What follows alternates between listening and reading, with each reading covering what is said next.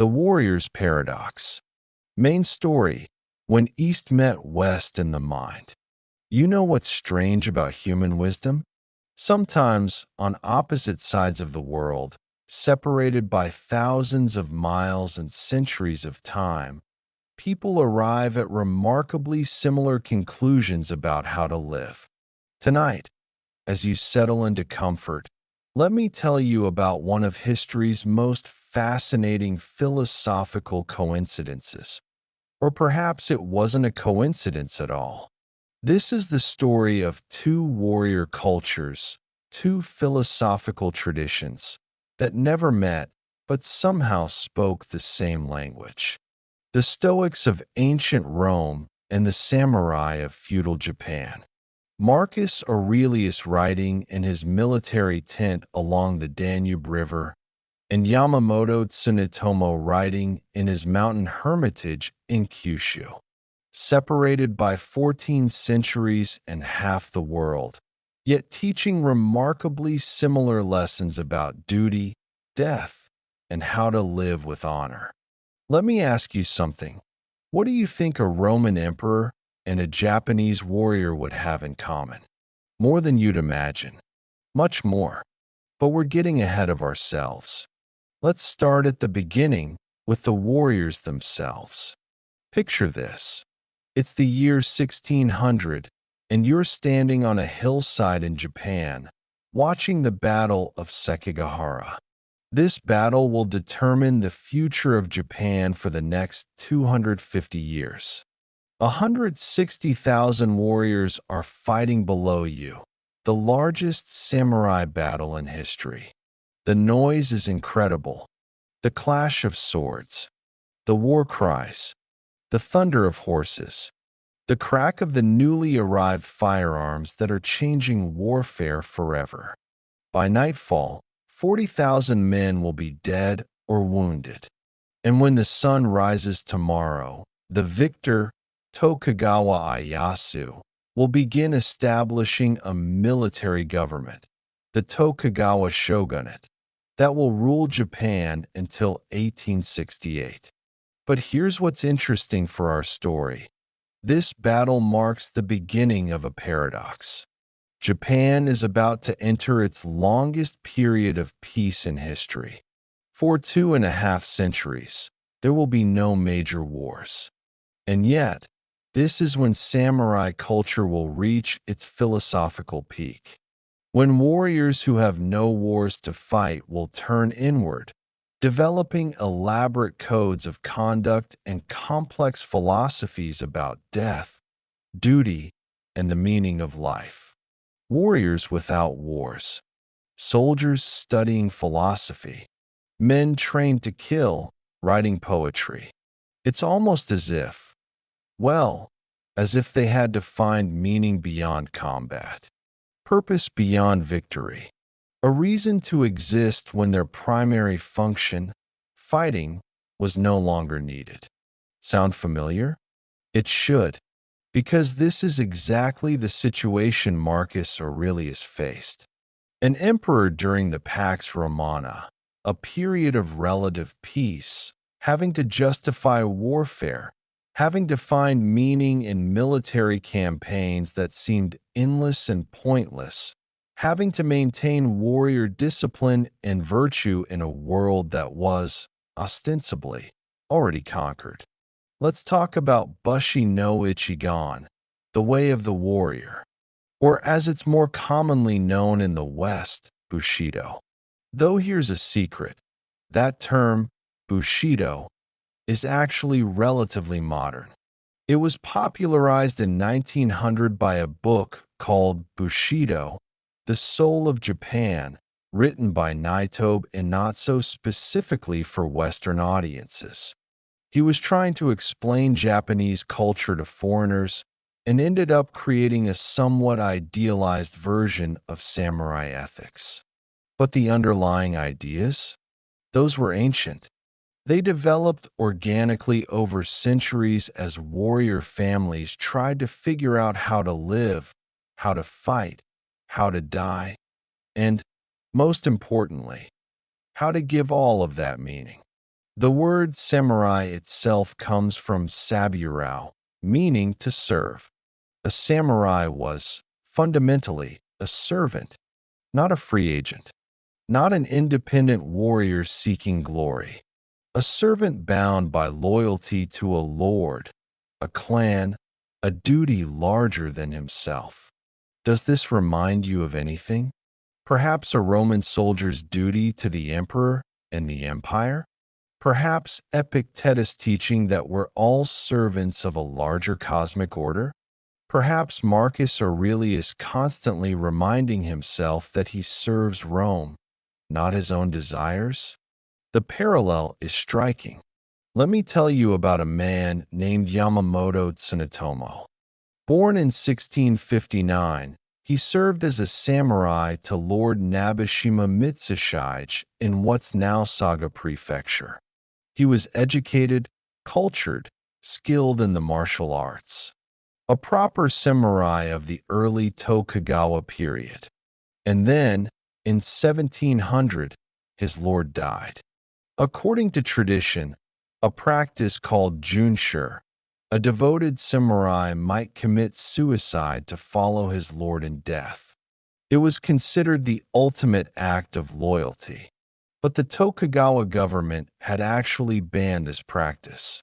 Too many valuable retainers were killing themselves. It was wasteful, impractical. So Tsunetomo couldn't die. He was 41 years old. His lord was gone. His purpose seemed ended. But he was prohibited from following the old path of honorable suicide. What do you do when your reason for living has vanished, but you're still alive? You become a monk, which is what Tsunetomo did. He shaved his head, took the name Jocho, and retired to a hermitage in the mountains. There, in isolation, he spent the next decade reflecting on the samurai way, on what it meant to serve, on how one should live and die. In 1710, a younger samurai named Tashiro Tsurumoto began visiting him. Tsurumoto would listen to Tsunetomo's stories and observations and write them down.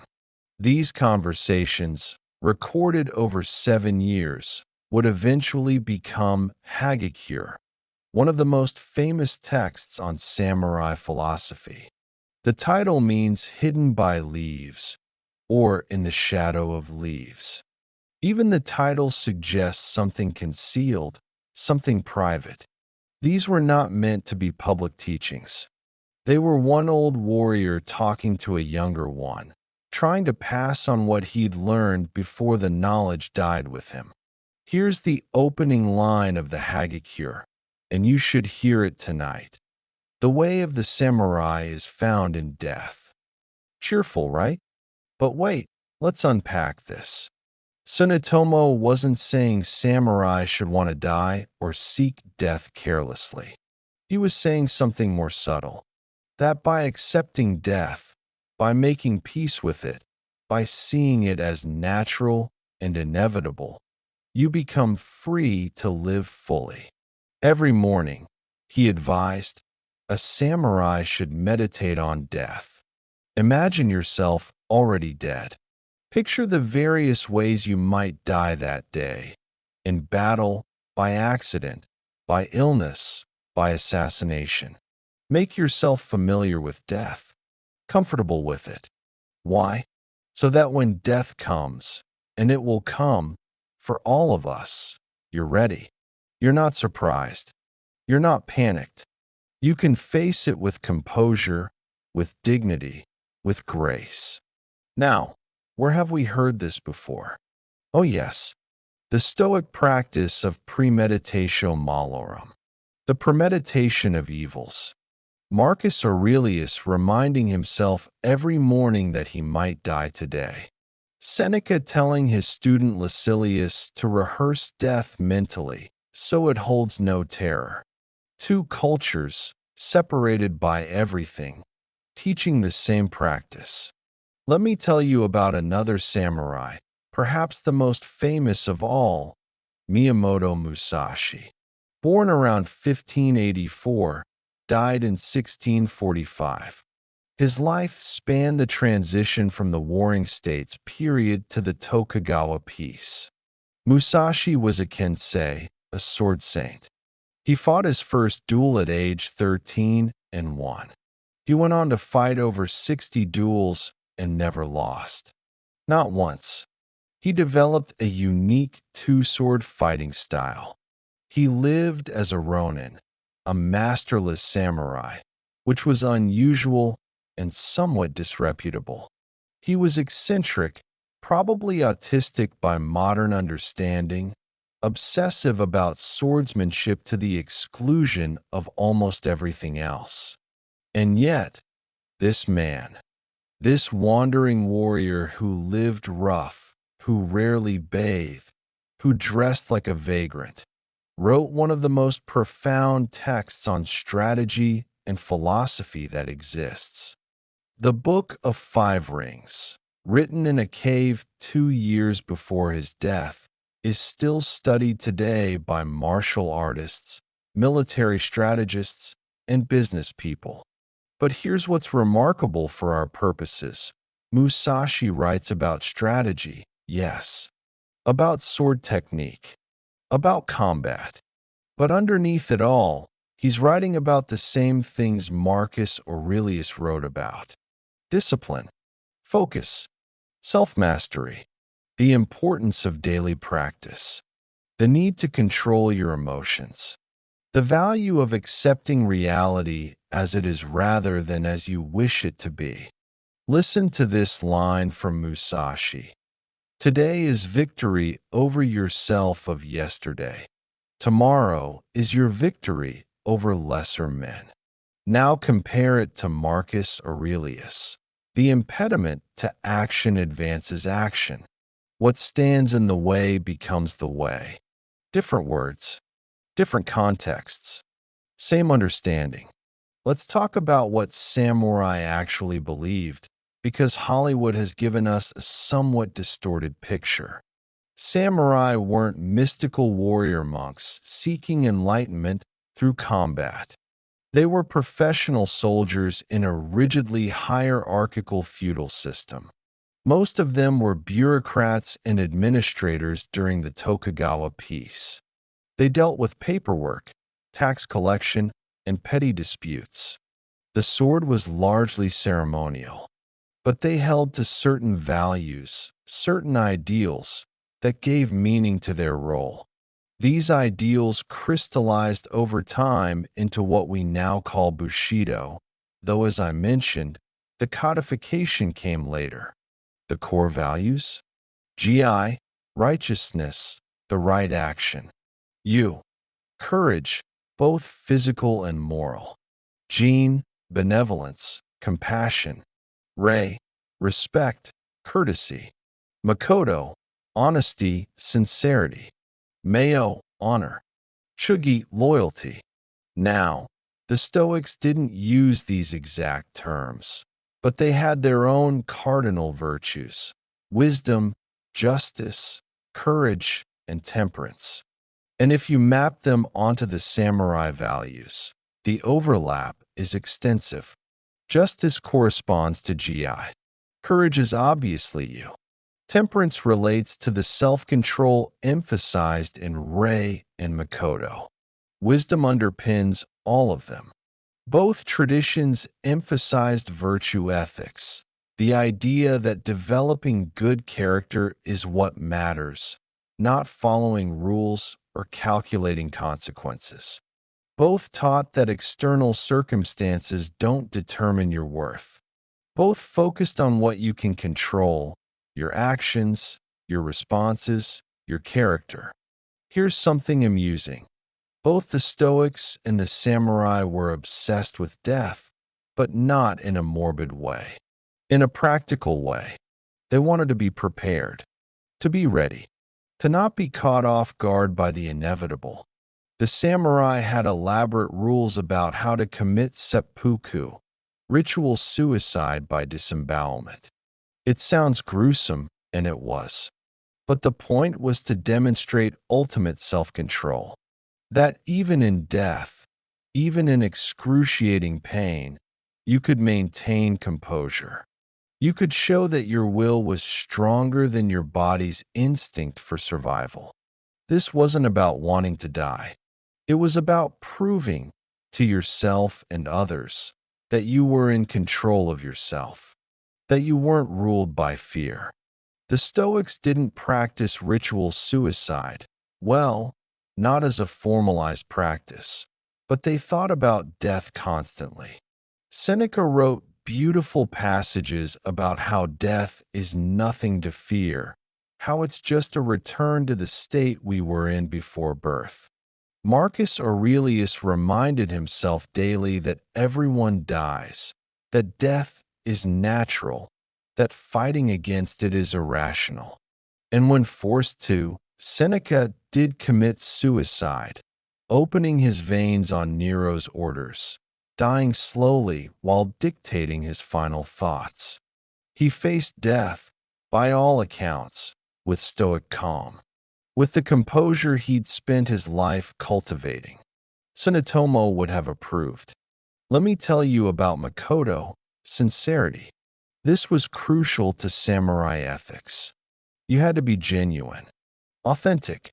Your words and actions had to align. If you said you'd do something, you did it. If you claimed to live by certain values, you actually lived by them. Hypocrisy was shameful. There's a story about a samurai named Uka Tadasuk, a magistrate in 18th century Edo, now Tokyo. He was famous for his wisdom and fairness. One day, a merchant came before him, claiming a samurai owed him money but refused to pay. The samurai admitted the debt, but said he'd lost his money gambling and couldn't pay. Uka ruled that the samurai must pay the debt.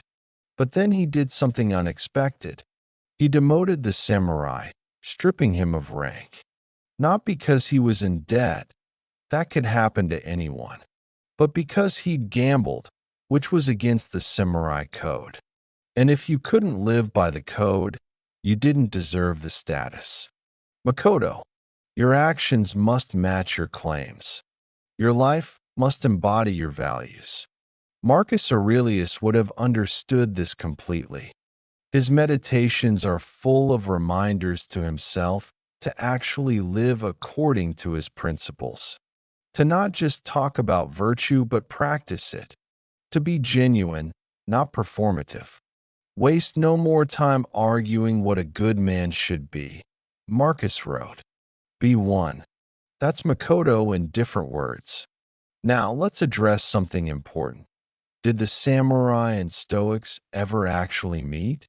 Did these philosophies ever directly influence each other? The short answer is no. Not in any meaningful, direct way. The long answer is more interesting. There were contacts between East and West, even in ancient times. The Silk Road existed. Traders traveled. Ideas flowed, slowly, along trade routes. Buddhist ideas from India influenced Greek philosophy in the wake of Alexander's conquests. Some scholars think Stoic ideas might have influenced early Buddhist thought or vice versa. And in the 16th century, when Portuguese traders and Jesuit missionaries arrived in Japan, Western ideas, including classical philosophy, came with them. Some samurai converted to Christianity. Some studied Western learning. It's possible, though not proven, that some Stoic ideas filtered into Japanese intellectual circles through these contacts. But mostly, the similarities emerged independently, because human nature is universal. The challenges of being a warrior, of facing death, of maintaining discipline, of finding meaning in violence. These are the same whether you're in Rome or in Kyoto. And thoughtful people, given similar challenges, often arrive at similar solutions. Let me tell you about a practice that both traditions shared: morning contemplation. the examination of the day ahead. For the samurai, morning was for mental preparation. You'd sit in meditation, zazen if you were influenced by Zen Buddhism, which many samurai were. You'd center yourself, calm your mind. Then you'd mentally prepare for the day. Consider what challenges might arise, how you should respond, what virtues you'd need to embody. Sunetomo recommended meditating on death every morning, literally imagining various ways you might die that day. This wasn't to make you fearful, it was to make you free. If you've already accepted death, nothing can threaten you. You're liberated to act with courage and righteousness. The Stoics did almost exactly the same thing. Premeditatio malorum, as we've discussed. Every morning, imagine what might go wrong. Not to worry about it, but to prepare for it. To remove the shock value of misfortune.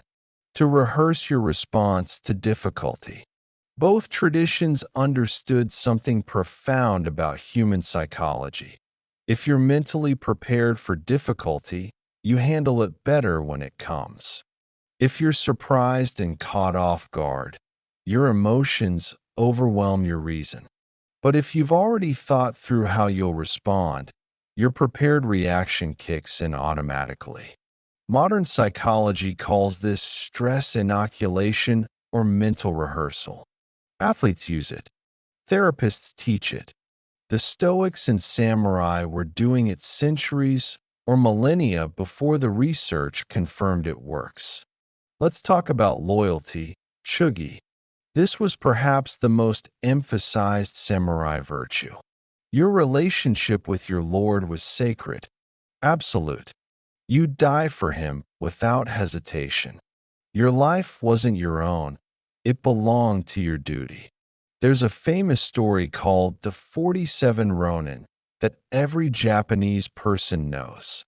In 1701, a feudal lord named Asano Naganori was forced to commit seppuku for attacking a court official who'd insulted him. His samurai retainers became ronin, masterless, disgraced. For 2 years, they pretended to have abandoned honor. They drank, gambled. Some became merchants, shameful for samurai. Their leader, Oishi Yoshio, even sent his wife away and lived in the pleasure quarters. Everyone thought they'd lost their way, but it was all a ruse. They were waiting for their enemies to lower their guard. And on a snowy night in 1703, all 47 Ronin attacked the home of the official who'd caused their lord's death. They killed him, brought his head to their lord's grave, and then surrendered to the authorities. The shogunate faced a dilemma. These men had committed murder, illegal, but they'd done it to honor their lord, the highest samurai virtue. After much debate, the shogunate allowed them to commit seppuku honorably rather than being executed as criminals. It's a complex story with no easy answers. Were they loyal or were they murderous? Were they honorable or criminals? The Japanese have been debating this for 3 centuries. The Stoics had a different relationship with loyalty. They served the empire, yes, served the emperor, but their ultimate loyalty was to reason, to virtue, to the cosmic logos that organized reality. If an emperor commanded something immoral, you could refuse, should refuse. Epictetus taught that you're ultimately a citizen of the world, a cosmopolitan, and your primary allegiance is to universal reason, not to any particular state or ruler. This is different from the samurai's absolute loyalty to their lord. More flexible, more individualistic. But in practice, the distinction sometimes blurred. Marcus Aurelius never questioned his duty to Rome. He spent years away from his family, endured hardship and danger, sacrificed his health, all for the empire. His loyalty was absolute, even if his philosophy claimed it was contingent on Rome's virtue. And some samurai did question orders, did refuse commands they found unjust. The ideal of absolute loyalty was just that, an ideal. In reality, samurai were humans who made complex moral choices. Let me tell you about Zen Buddhism, because we can't discuss samurai philosophy without it. Starting around the 12th century, many samurai were drawn to Zen. Why? Because Zen emphasized direct experience over intellectual understanding. It valued discipline, meditation, and sudden insight. It was practical. You could practice it while being a warrior. Zen taught Mushin, no mind, a state of consciousness where you act without thinking, respond without deliberating. In combat, if you think, you're too slow. You have to train so thoroughly that appropriate action happens spontaneously. This is flow state in modern terminology. That experience of effortless action where you're fully absorbed in what you're doing. Athletes know it. Artists know it. It's when you're performing at your peak without conscious effort. The Stoics didn't have a developed contemplative tradition like Zen, but they understood something similar. Marcus Aurelius wrote about acting from your rational nature so consistently that it becomes automatic, about virtue becoming second nature through practice. Both traditions recognize that true mastery isn't conscious control. It's training yourself so thoroughly that correct action flows naturally. You don't have to think about being courageous or just or disciplined. You just are those things, automatically, because you've practiced them 10,000 times. Here's something beautiful that both traditions understood: the connection between small actions and great character. The idea that how you do anything is how you do everything. For the samurai, this extended to aesthetics. The tea ceremony, Chato, was studied by warriors not because tea was important, but because the discipline, precision, and mindfulness required were the same qualities needed in combat. Calligraphy, flower arrangement, poetry, these weren't hobbies. They were practice for the mind. Musashi himself was an accomplished artist. His ink paintings are still admired. He wrote poetry, not because he wanted to be an artist, but because art required the same focus, the same discipline, the same meeting of technique and spontaneity that swordsmanship required. The Stoics emphasized similar ideas. How you eat, with attention or distraction, with gratitude or complaint, reflects your character. How you dress, how you speak, how you treat slaves or servants. Every small action either reinforces virtue or undermines it.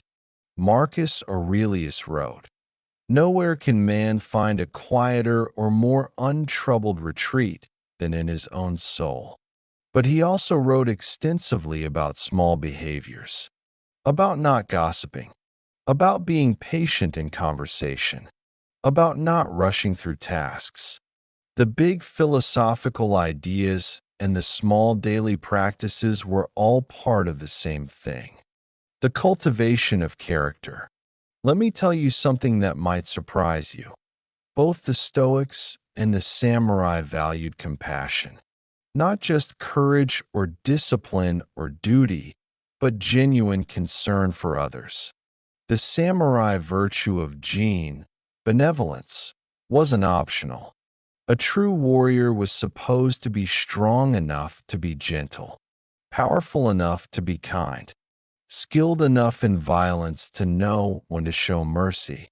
There's a saying, "The sword that takes life is the sword that gives life." It sounds paradoxical, but the idea is that true mastery of the sword means you rarely need to use it. Your skill gives you the confidence to seek peaceful solutions. Your power gives you the security to be merciful. Ukatatasuk, that magistrate I mentioned earlier, was famous not just for justice, but for compassion. He'd find creative solutions that help people rather than simply enforcing rigid rules. That was seen as the mark of a true samurai, wisdom combined with humanity. The Stoics, too, emphasized compassion, not as an emotional indulgence, but as recognition of our common humanity. We're all part of the same rational order. We're all struggling with the same challenges. When someone wrongs you, Marcus taught, remember they're acting from ignorance, from their limited understanding. Feel compassion for them, not anger. Seneca wrote beautiful passages about treating slaves humanely, about friendship, about kindness as strength, not weakness. Both traditions understood that real strength includes gentleness, that discipline without compassion is cruelty, that the warrior's path is ultimately about protecting others, not proving yourself. Here's where we come to something profound, something that both traditions grappled with: the question of whether a warrior's life can be good, whether violence can be virtuous, whether you can kill and still claim to be seeking wisdom or enlightenment or virtue. This is the warrior's paradox. You're trained to kill. Your social role involves violence. And yet you're also supposed to be developing character, pursuing wisdom, living according to high ethical ideals. How do you reconcile this? The Stoics address this by emphasizing justice. Violence is acceptable, necessary, even in defense of the social order. Marcus Aurelius didn't enjoy warfare, but he fought because the empire needed defending. His duty to protect Roman citizens justified military action. As long as you fought justly, without cruelty or excess, without personal hatred, you could be a warrior and a philosopher. The samurai approached it differently. Through Zen, they developed the concept of the sword as an extension of Buddha mind. If you killed without ego, without hatred, simply fulfilling your role with complete presence and no attachment to outcome, then killing could be a form of practice, not good or bad in itself, but part of the flow of existence. This might sound like sophisticated rationalization for violence, and maybe it is. Both traditions were trying to make peace with contradiction, to be warriors and wise people simultaneously, to reconcile the brutality of their profession with their aspiration toward virtue.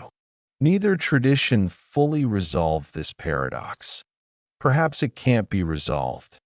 Perhaps we just have to live with the tension, do our best to act justly within unjust systems, cultivate virtue even in violent contexts. Let me tell you about the end of an era. In 1868, the Meiji Restoration transformed Japan. The shogunate fell. The emperor was restored to power, nominally. Really, it was a new government using the emperor's authority. Japan began rapid modernization and westernization, and the samurai class was abolished. In 1876, it became illegal to wear swords in public. The samurai's defining symbol, the marker of their status, was taken away.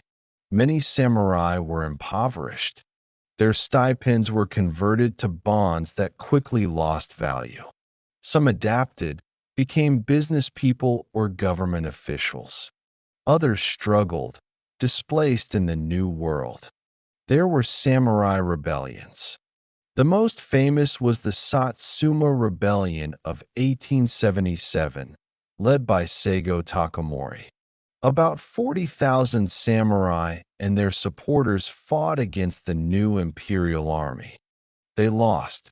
Seigo committed seppuku.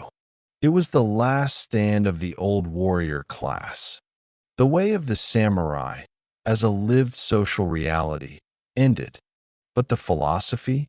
That survived, transformed, was codified into Bushido, was romanticized and idealized, became part of Japanese cultural identity, just as Stoicism survived the fall of Rome. The empire ended, but the philosophy persisted, changed forms, influenced Christianity, re-emerged in the Renaissance, adapted to new contexts but retained core insights. Both traditions became immortal by becoming ideas rather than social realities, by being written down, by speaking to human needs that transcend any particular era. Here's what strikes me. Lying here thinking about Roman Stoics and Japanese samurai, these warriors from different worlds who never met, but somehow understood each other across time and space. They all grappled with the same fundamental questions. How do you live with courage when you're afraid? How do you maintain discipline when you're tired? How do you act rightly when wrong is easier? How do you face death without being destroyed by fear? How do you find meaning in difficulty? And they arrived at remarkably similar answers. Practice daily. Examine yourself honestly. Accept what you can't control. Focus on character over circumstances. Remember death to appreciate life. Be loyal to something larger than yourself. Combine strength with compassion. Never stop trying to improve. These aren't unique to Stoics or samurai. They're human wisdom. The kind of understanding that emerges when people face hard truths about existence and refuse to look away. When they choose to live deliberately, consciously, with integrity. Marcus Aurelius, writing in his tent, struggling with insomnia and anxiety and the weight of empire. Yamamoto Tsunetomo, living in his mountain hermitage, reflecting on a warrior code that was already becoming obsolete. Miyamoto Musashi, in his cave, 2 years before death, trying to distill a lifetime of combat and contemplation into words. Different times, different places, different cultures, same human mind, same search for meaning, same hard-won wisdom. So tonight, as you drift towards sleep, you can take comfort in this. The challenges you face aren't new. The struggle to be disciplined, to be courageous, to be kind, to live according to your values. People have faced these challenges forever. In Rome, in Japan, everywhere humans have tried to live well, and they developed tools that work, practices that help, wisdom that endures. The secret connection between samurai and Stoics wasn't that they influenced each other directly. It was that they discovered the same truths about human nature, about the mind, about what it takes to live with dignity in difficult circumstances. You're part of that same tradition now, part of this long line of people trying to figure out how to live. The Roman emperor and the Japanese Ronin would recognize you as kin, someone facing the eternal human challenges, someone practicing the ancient arts of self-mastery and virtue. The path they walked, you walk now. The practices they developed, you can use. The wisdom they discovered, you inherit. And tomorrow, when you wake up, reluctantly, like Marcus Aurelius, and face another day of challenge and choice, you'll have their examples to draw on, their practices to employ, their wisdom to guide you. Rest now. The way is old. The path is clear, and you're not walking it alone. The hidden teachings, details, and unknown facts, what they didn't write down. You know what's interesting about ancient wisdom traditions? The most important practices were often kept secret, not because they were dangerous or forbidden, but because words couldn't fully capture them. You had to learn directly from a teacher. You had to practice. You had to discover certain truths through your own experience. Tonight, as you settle deeper into comfort, let me tell you about the practices that didn't make it into the books, the strange rituals, the uncomfortable truths, the aspects of Stoic and Samurai life that get glossed over in popular accounts. Because the real story is always messier, stranger, and more human than the sanitized version. Let's start with something that sounds almost too bizarre to be true. Both the Stoics and the Samurai practiced visualizing their own deaths, not just thinking about death abstractly, but creating detailed mental images of their corpses, imagining the physical reality of being dead. Tsunetomo, that old samurai we met earlier, didn't just say meditate on death in some poetic, abstract way. He gave specific instructions.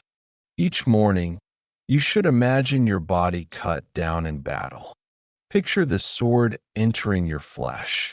Feel the cold spread through your limbs. See your blood pooling on the ground. Imagine your corpse being discovered, your body decaying. Morbid? Absolutely. But here's what's strange. Samurai who practiced this reported feeling more alive, more present, more grateful for each breath. Death wasn't some distant abstraction anymore. It was real, immediate, and paradoxically, accepting that made life more vivid. The Stoics did something similar. Seneca wrote exercises where you'd imagine your funeral. Who would attend? What would they say about you? How would they remember your life? Not to feed your ego, but to clarify your values. If you're living in a way you'd be ashamed to have eulogized, change now while you can. Marcus Aurelius took it further. He'd practice seeing himself as already dead, looking at his life from the perspective of someone who'd already left it. This gave him distance from his own concerns, helped him see which things actually mattered and which were petty distractions. But here's what the books don't tell you. This practice sometimes backfired. Some practitioners became depressed, disconnected, so absorbed in contemplating death that they couldn't fully engage with life. The practice was powerful, which meant it was also dangerous. There are accounts of samurai who became so comfortable with death that they sought it recklessly, of Stoics who became so detached that they lost their capacity for joy. The line between acceptance and nihilism was thin. You could cross it without realizing. This is why these traditions emphasize teachers, having someone to guide you, to notice when your practice was going off course, to pull you back from the edge. Let me tell you about a practice the samurai had that almost no one talks about. They studied fear, deliberately cultivated it so they could learn to function within it. Young samurai would be sent to graveyards at night, alone. They'd have to stay there for hours, surrounded by tombs, hearing sounds they couldn't identify, their imagination conjuring ghosts and demons. The point wasn't to prove they weren't afraid. Everyone is afraid in a graveyard at night. The point was to learn to act despite fear. Some were sent to execution grounds to witness beheadings, to see death up close, to smell blood, to watch life leave a body. This was considered essential training. If you'd never seen death, how could you face it in battle? If you'd never experienced visceral fear, how could you control it when it mattered? There's a story about a young samurai named Yamauka Teshu who was terrified of ghosts. His teacher knew this. So one night, the teacher told him to go sit in meditation at a shrine reputed to be haunted. Yamalka went, though he was shaking with fear. He sat there all night, every shadow a potential demon, every sound a threat. Nothing happened, of course. No ghosts appeared. But something shifted in Yamalka. By morning, he'd learned something about fear, that it's mostly in your mind, that you can sit with it, that it doesn't have to control you. He went on to become one of the great swordsmen of the late Edo period, known for his fearlessness. But it wasn't that he never felt fear. He'd just learned to function within it. The Stoics had their own version of this.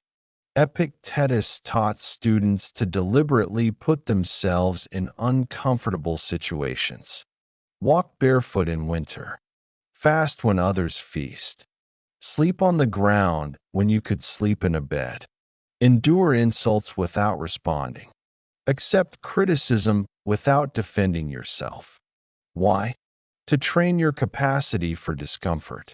To expand your range of what you could handle.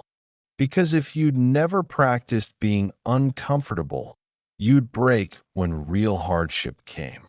But here's what's rarely discussed. This practice could be taken too far. There were Stoics who became so focused on enduring discomfort that they created unnecessary suffering, who became proud of their ability to suffer, which is its own form of attachment, who used voluntary discomfort as a way to feel superior to others. Seneca himself criticized this tendency.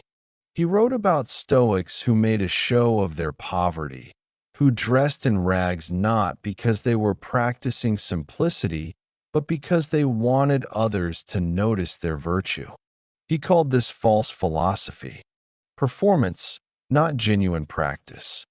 The real practice, he said, was to be able to have wealth and not need it, to enjoy comfort and not be attached to it, to move between prosperity and poverty with equal equanimity. That's harder than just choosing poverty and staying there. Let me tell you something that almost never appears in Bushido texts. Many samurai were terrified, not just afraid in battle, which is natural and universal, but deeply, existentially terrified of failing, of dishonor, of not living up to the impossible standards they'd internalized. The pressure was crushing. You were supposed to be fearless, decisive, honorable, skilled, cultured, loyal, perfect in every way. One mistake could mean death. One moment of cowardice could dishonor your entire family for generations. Some samurai developed what we now recognize as anxiety disorders, panic attacks, obsessive thoughts about death and dishonor. They'd lie awake at night, heart racing, imagining all the ways they might fail. And here's the thing, they couldn't talk about this. Admitting fear was itself dishonorable. So they suffered alone, maintaining the mask of calm while internally collapsing. There are hints of this in the texts if you know where to look. Tsunetomo's Hagakure, that book of samurai wisdom we discussed, includes passages about dealing with persistent worry, about techniques for calming a racing mind. Why would he need to teach these techniques if samurai were naturally fearless? He knew. He'd been there. The fear was real. The struggle was real. The practice wasn't about eliminating these feelings. It was about functioning despite them. Marcus Aurelius knew this too. His meditations are full of reminders to himself about managing anxiety, about not catastrophizing, about keeping perspective. These aren't the writings of someone naturally calm. They're the writings of someone working desperately to maintain calm against their natural tendency toward worry. There's a passage where he writes about waking up anxious, dreading the day ahead. He has to remind himself, today I shall meet meddling, ungrateful, violent people. He's preparing himself mentally, talking himself through it. This is someone who struggled, who had to work at equanimity, who didn't find philosophy easy or natural. And that's actually more helpful than if he'd been naturally serene. Because most of us aren't naturally serene either. We're anxious, we worry, we struggle. And knowing that even a Roman emperor, even celebrated Stoic philosophers, struggled too, that's encouraging. The practice works even when you're not naturally suited for it. Especially then. Let me tell you about a practice both traditions had but rarely talked about openly. The cultivation of what might be called controlled rage. The samurai had a concept called fudo-shin, immovable mind, the state of complete calm in the midst of chaos. But achieving this didn't mean eliminating anger. It meant transforming it, channeling it, using its energy while not being controlled by it. Before battle, some samurai would deliberately cultivate anger. They'd think about insults to their lord, threats to their family, enemies of their clan. They'd build the anger until it burned hot. And then, and this is the crucial part, they'd use it as fuel while maintaining mental control. Imagine a fire in a furnace, contained, directed, powerful, but not destructive to the structure holding it. That's what they were aiming for. Hot rage that powered their actions without clouding their judgment. Miyamoto Musashi wrote about this in his book of 5 Rings, though obliquely. He talked about different rhythms in combat. Sometimes you need the slow, steady rhythm. Sometimes the explosive rhythm. The master swordsman could shift between them at will, using anger when appropriate, but never being trapped by it. The Stoics had something similar, though they called it something else. They distinguished between passion, which was unhealthy emotion based on false judgment, and spiritedness or righteous indignation, which was appropriate response to genuine injustice. If someone insults you personally, that shouldn't anger you. It's outside your control and doesn't affect your true self. But if someone harms an innocent person, if someone acts unjustly, then anger might be appropriate. Not wild, uncontrolled anger, but focused determination to correct the wrong. Seneca wrote about this.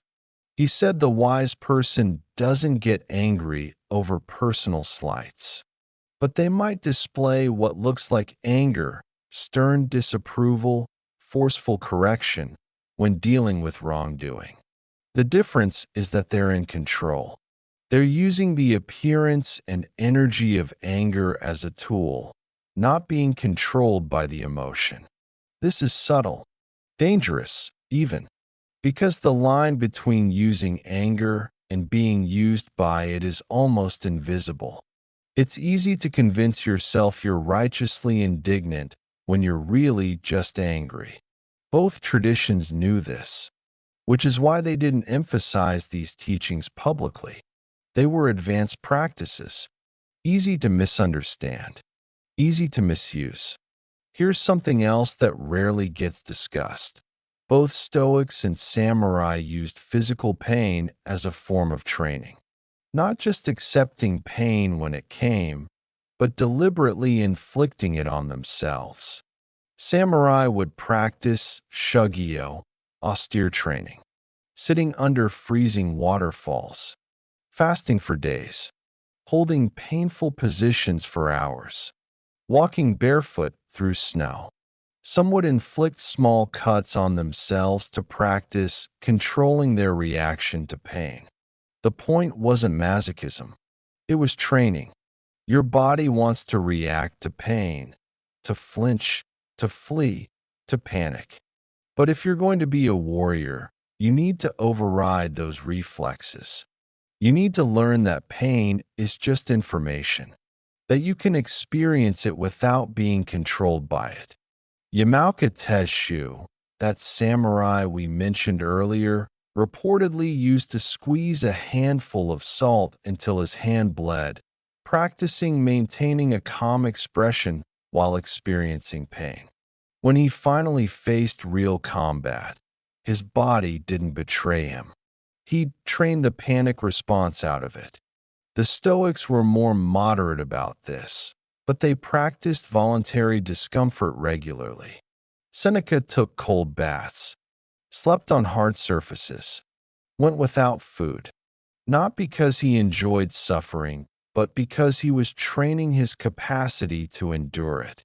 Epictetus, with his damaged leg, used his own chronic pain as a training ground. He'd notice the pain arising, observe his mind's reaction to it, practice not adding judgment to the sensation.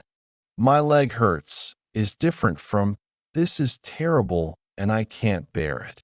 The first is fact. The second is judgment.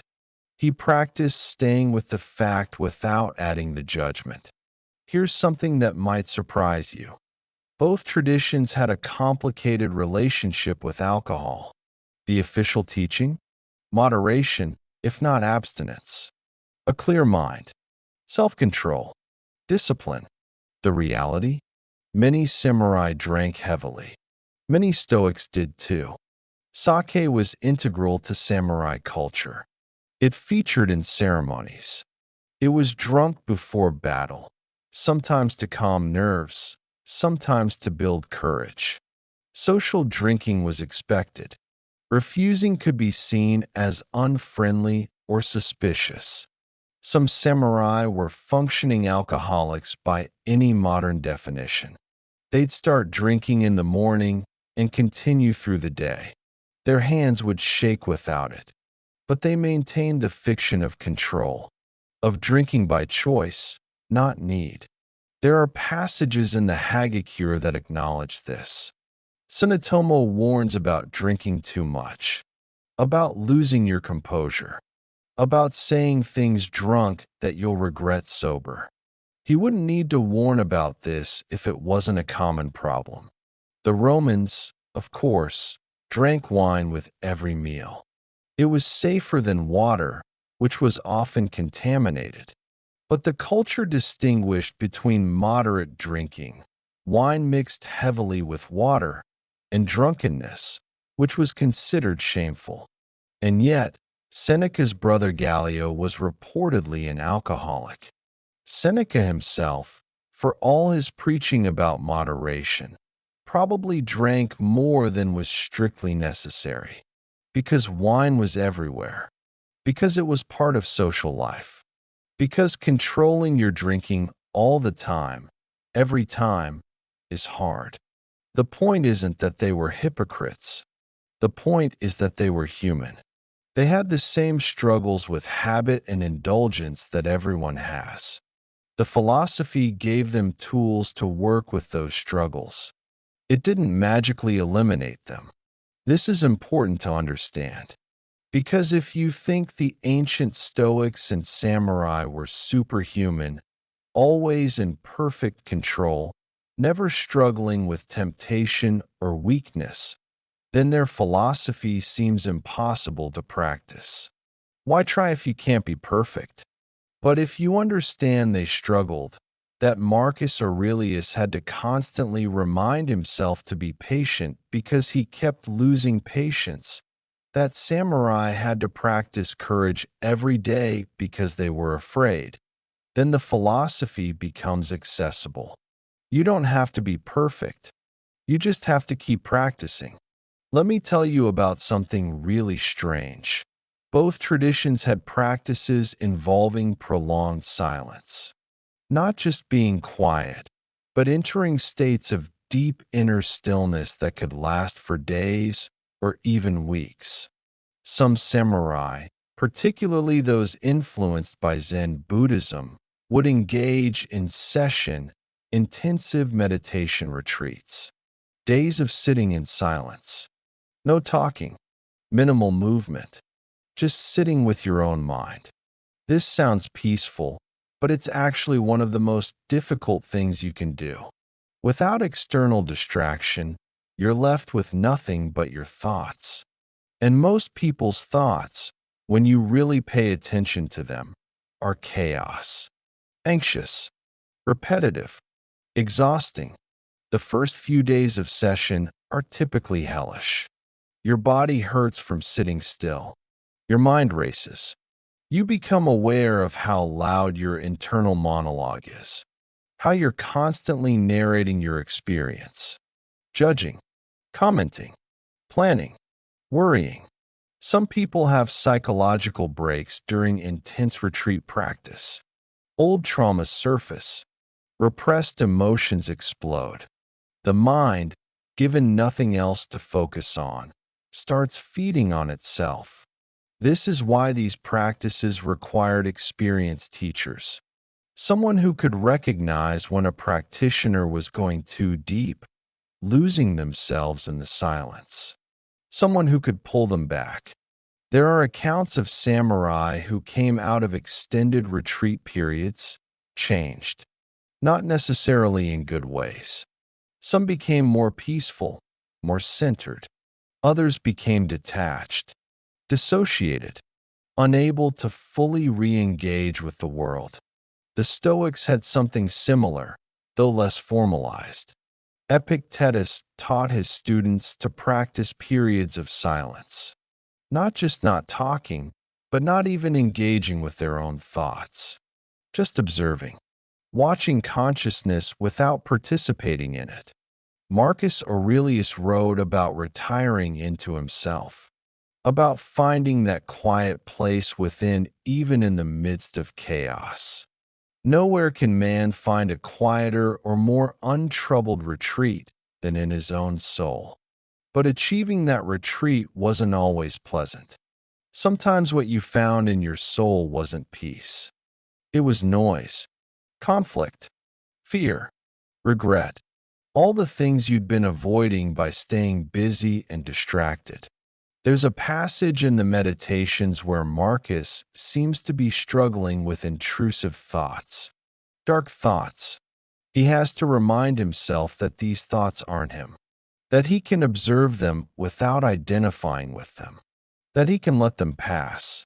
This is someone who went into the silence and found it difficult, who practiced the retreat into self and encountered shadows there, and who kept practicing anyway, because that's what the practice requires. Let me tell you about dreams. Both traditions paid close attention to them, though not in the way you might expect. Samurai were taught to notice their dreams, but not to be controlled by them. A bad dream was just mental activity, no different from a random thought. It had no predictive power, no mystical significance. Letting a dream disturb you showed weak mental discipline. But here's what's interesting. They also used dreams as diagnostic tools. If you're having nightmares about failure or death or dishonor, that might indicate anxiety you haven't processed consciously. Your waking mind might be maintaining composure, but your dreaming mind shows the stress you're under. Some samurai kept dream journals, not because they believed dreams were messages from the divine, but because patterns in dreams could reveal patterns in thinking. Recurring dreams might point to unresolved fears or conflicts. This is remarkably sophisticated psychology for the pre-modern era. They understood that the unconscious mind processes material that consciousness represses or avoids. That paying attention to dreams gives you information about your mental state. The Stoics took this even further. Epictetus taught that you could practice philosophy even while dreaming. That with enough practice, you could maintain some level of awareness and judgment even in sleep. He'd tell his students, when you dream you're being attacked, practice responding with courage rather than panic. When you dream of wealth, practice not being attached. Use the dream state as another arena for philosophical exercise. Does this sound impossible? There's actually evidence it's possible. What we now call lucid dreaming, being aware you're dreaming while you're dreaming, was apparently practiced by some ancient philosophers. They'd recognize they were in a dream and use it as a safe space to practice difficult responses. Mysterious, intriguing. Here's a secret practice that almost never made it into written texts. Both Stoics and Samurai used visualization exercises that border on what we'd now call self-hypnosis. Samurai would spend hours visualizing perfect sword technique, not just mentally rehearsing movements, but creating such detailed mental imagery that their muscles would actually activate slightly, as if they were physically practicing. They'd imagine the weight of the sword, the resistance of cutting, the footwork, the breathing. Modern neuroscience has confirmed this works. Visualization activates the same brain regions as physical practice. Mental rehearsal actually improves performance. But the samurai took it further. They'd visualize not just technique, but mental states. They'd imagine themselves feeling completely calm while under attack, completely focused despite chaos. They'd create detailed mental scenarios and practice responding to them. Some claimed they could induce states of heightened awareness through visualization, that they could slow down their perception of time during imagined combat scenarios. Whether this is literal or metaphorical is hard to say, but the practice was considered essential for masters. The Stoics did something similar. Marcus Aurelius's morning practice, imagining the difficult people he'd encounter, was a form of visualization. But some Stoics took it further. They'd visualize themselves responding perfectly to various challenges, maintaining composure during insults, showing courage during danger, being just when tempted to favoritism. They'd mentally rehearse virtue until it became almost automatic. Seneca described exercises where you'd imagine yourself in extreme situations. Visualize yourself being tortured, being enslaved, losing everything, and practice maintaining inner freedom despite these imagined horrors. The goal was to make your mind so accustomed to difficulty in imagination that actual difficulty seemed less overwhelming. You'd already faced it mentally 100 times. The real thing was just one more iteration. Let me tell you something that gets glossed over in most accounts. Both traditions had practitioners who had what we'd now call mental health crises. Breakdowns. Periods where the practices stopped working, where they questioned everything.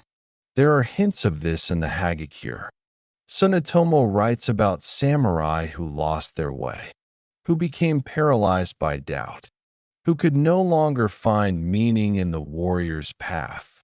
Some took their own lives. Others lived on in quiet desperation. The pressure of constantly maintaining perfect discipline, of never showing weakness, of always living up to impossible ideals. It broke some people. The practice that was supposed to create strength sometimes created fragility instead. Because here's what the texts don't always say clearly. These practices don't eliminate suffering. They give you tools to work with suffering. But if you're already fragile, if you're dealing with unprocessed trauma, if your baseline mental health is compromised, then intensive philosophical practice can sometimes make things worse before they make them better. Marcus Aurelius's meditations, when you read them carefully, suggest someone struggling with depression. The constant reminders that nothing matters, that everything is temporary, that death will come soon. The tone is often dark, weary, He was fighting to maintain perspective, to not give in to despair. The philosophy was his lifeline, but it was a struggle, daily, constant. Some modern readers find the meditations inspiring. Others find them depressing. Both responses are valid. Because Marcus was depressed, probably, using Stoic practice to function despite depression. It worked well enough that he could rule an empire, but it didn't make him happy in any conventional sense. Here's something both traditions understood but rarely stated explicitly. Sometimes the practice is too much. Sometimes you need to ease up, to step back, to just be human without constantly examining and improving and practicing. The Japanese had a concept, ma, which means the space between things, the pause, the rest, the emptiness that makes form possible. Without ma, music becomes noise. Calligraphy becomes scribbling. Life becomes exhausting. Some samurai learned this the hard way. They practiced so intensely, pushed themselves so hard, maintained such rigid discipline that they broke. Their teachers had to tell them, stop, rest, let go for a while. The practice was meant to support life, not replace it. If you're so busy practicing virtue that you can't enjoy a meal with friends, something's wrong. If you're so focused on discipline that you've lost capacity for spontaneity, you've missed the point. The Stoics knew this too. Seneca wrote about the importance of rest, of relaxation, of not grinding yourself down with constant self-improvement. He said the mind, like a bow, needs to be unstrung sometimes. Kept constantly taut, it loses its spring. Marcus Aurelius, for all his dedication to philosophy, took time for simple pleasures. He enjoyed hunting. He watched theatrical performances, even if he often read during them.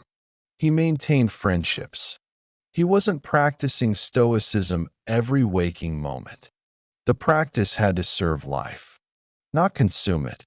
Let me tell you about something that almost never appears in historical accounts, but surely happened. Both Stoics and Samurai had moments of doubt, times when they wondered if any of it mattered, if the philosophy was true, if the practice was worth it. Picture a samurai, middle-aged, sitting in his house during the long Tokugawa peace. He's practiced sword technique every day for 30 years, meditated on death every morning, maintained discipline and honor. And for what? There are no more wars. His skills will never be tested. His lord gives him administrative tasks, managing rice taxes, settling disputes between farmers. Does he wonder if it's all been pointless? If he's wasted his life preparing for battles that will never come? We don't have journals from ordinary samurai expressing these doubts, but they must have felt them. The Stoics had similar moments. Marcus Aurelius, in his meditations, sometimes sounds like he's trying to convince himself. The universe is change, life is opinion. But what if it's not? What if the universe is just chaos without meaning? What if his philosophical beliefs are just comforting fictions? He doesn't explore these doubts deeply in his writings, but their presence is there, in the repeated affirmations, the constant reminders. Someone who is absolutely certain wouldn't need to convince himself so often. Here's the thing about these hidden practices, these unspoken doubts, these moments of struggle. They make the traditions more real, more human, more accessible. The sanitized versions of Stoicism and Bushido, perfect warriors, perfectly disciplined, perfectly at peace. Those are myths.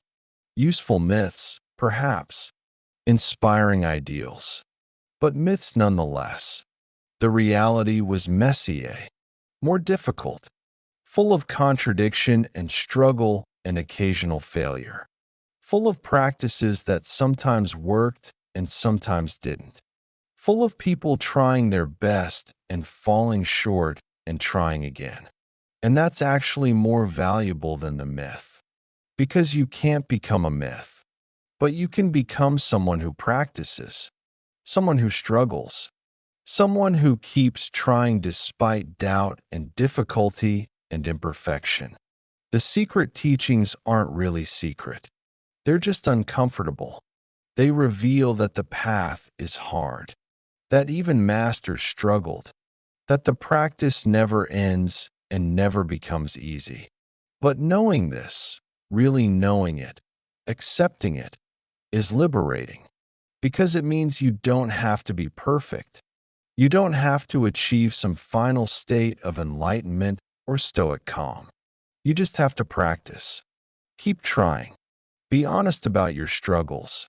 The Roman emperor and the Japanese warrior would understand. They struggled too. They had doubts too. They kept practicing anyway. And so can you. Rest now. Tomorrow is another day to practice, to struggle, to try. The path is old. The struggles are universal. And you're exactly where you need to be. The echo across centuries. Influence and legacy. How warriors changed the world. You know what's remarkable about ideas? The really powerful ones don't stay where you put them. They travel. They transform. They show up in unexpected places, wearing different clothes, speaking different languages. Tonight, as you drift deeper into comfort, let me tell you about how the philosophies of dead warriors, Roman Stoics and Japanese Samurai, are still shaping the world you live in, often in ways you'd never suspect. Because here's the thing, Marcus Aurelius and Yamamoto Tsunetomo didn't just write for their own time. They wrote something that kept whispering across the centuries, changing as it went, adapting to new contexts, but never quite dying. Let's follow that whisper and see where it led. Start with an odd detail. When the first Christian monks went into the desert in the 3rd and 4th centuries, fleeing the corruption of civilization to seek spiritual purity, what practices did they develop? Meditation, self-examination, acceptance of hardship, detachment from worldly things, mental discipline. Sound familiar? It should. These early Christian ascetics were doing Stoicism, essentially, though they'd never call it that. Many of them had been educated in classical philosophy before converting to Christianity. They brought those practices with them, baptized them, and called them something else. Desert fathers like Evagrius Ponticus wrote about controlling your thoughts, about recognizing destructive mental patterns, what he called logismoi, and not letting them control you. This is Marcus Aurelius. This is Epictetus, just wrapped in Christian language about sin and grace rather than Stoic language about judgment and virtue. The monastic tradition that developed from these desert hermits carried Stoic practices into medieval Europe.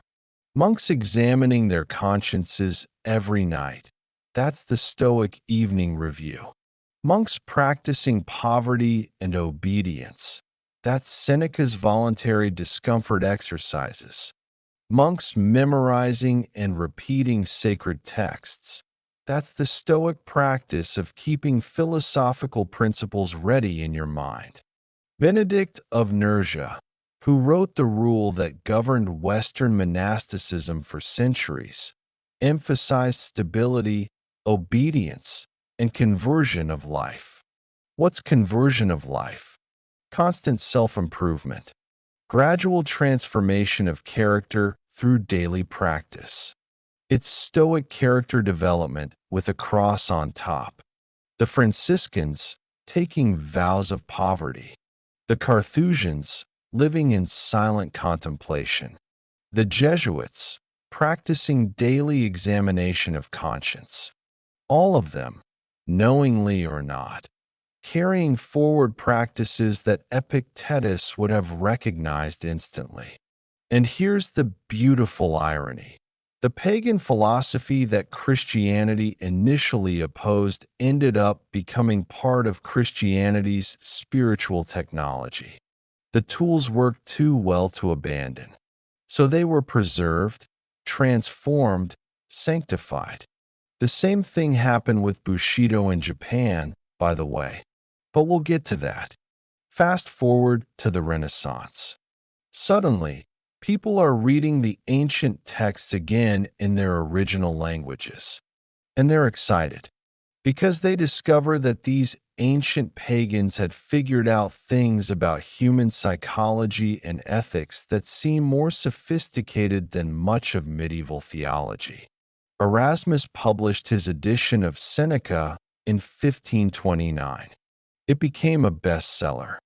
People all over Europe were reading Stoic philosophy, discussing it, arguing about it, trying to reconcile it with Christian doctrine. Michel de Montaigne, that brilliant French essayist we mentioned earlier, read everything. Seneca, Epictetus, Marcus Aurelius. His essays are saturated with Stoic ideas. But here's what's interesting. Montaigne also questioned Stoicism. He wondered if complete emotional control was really possible or even desirable. If accepting everything that happens doesn't sometimes lead to passivity in the face of injustice. He was wrestling with the philosophy, testing it, adapting it to his own experience. And in doing so, he was modeling something important. You don't have to swallow ancient wisdom whole. You can think critically about it. Take what works. Question what doesn't. This is how ideas evolve, how they stay relevant. Not by being preserved in amber, but by being constantly re-examined and adapted. Meanwhile, in Japan, something similar was happening to Bushido. The Tokugawa peace, remember, lasted from 1600 to 1868. 268 years without major warfare. Multiple generations of samurai who never fought in a real battle. So what happened to warrior culture? It transformed, became more philosophical, more aesthetic, more focused on internal discipline than external combat.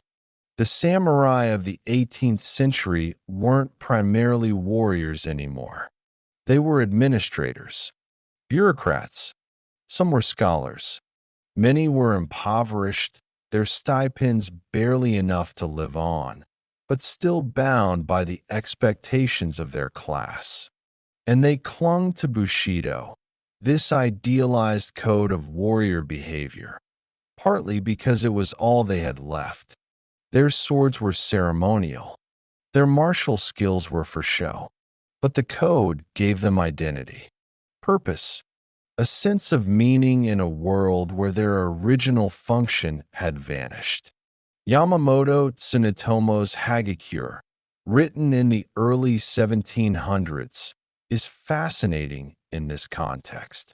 He's an old samurai, nostalgic for an earlier age he barely remembers, teaching a younger generation who will never experience real warfare. He's trying to preserve something that's already becoming obsolete. And yet, his teachings resonated. The Hagakure was copied, circulated, read by samurai looking for guidance on how to live with honor in peacetime, how to maintain warrior spirit without wars, how to find meaning in administrative work and ceremonial duties. Here's where it gets really interesting. In the late 19th century, after the Meiji Restoration, when Japan was rapidly modernizing and the samurai class was abolished, Bushido didn't die. Instead, it transformed again, became nationalized, Systematized. Naito Inatsu's book Bushido, The Soul of Japan, published in 1900 in English, presented Bushido as the defining ethical system of Japan. He compared it to European chivalry, argued it was Japan's equivalent of Christianity, a moral framework that shaped the national character. Was this accurate? Sort of. Naito was creating an idealized version of samurai ethics, smoothing over contradictions, emphasizing the noble aspects, downplaying the brutality and class oppression. He was doing for Bushido what medieval romances did for chivalry, turning a complex, often ugly reality into an inspiring myth. But the myth worked. Bushido became part of Japanese national identity. School children learned about loyalty and honor and self-sacrifice. Military training emphasized Bushido values. The code that developed among medieval warriors became the ethical foundation of modern Japan. And then, tragically, it was weaponized.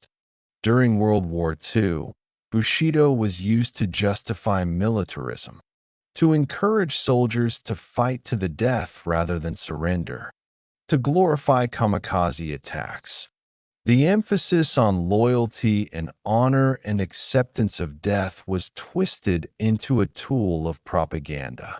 This is what happens to warrior philosophies in the hands of states. They get simplified, instrumentalized, used to manufacture consent for violence. The Stoics experienced something similar, by the way.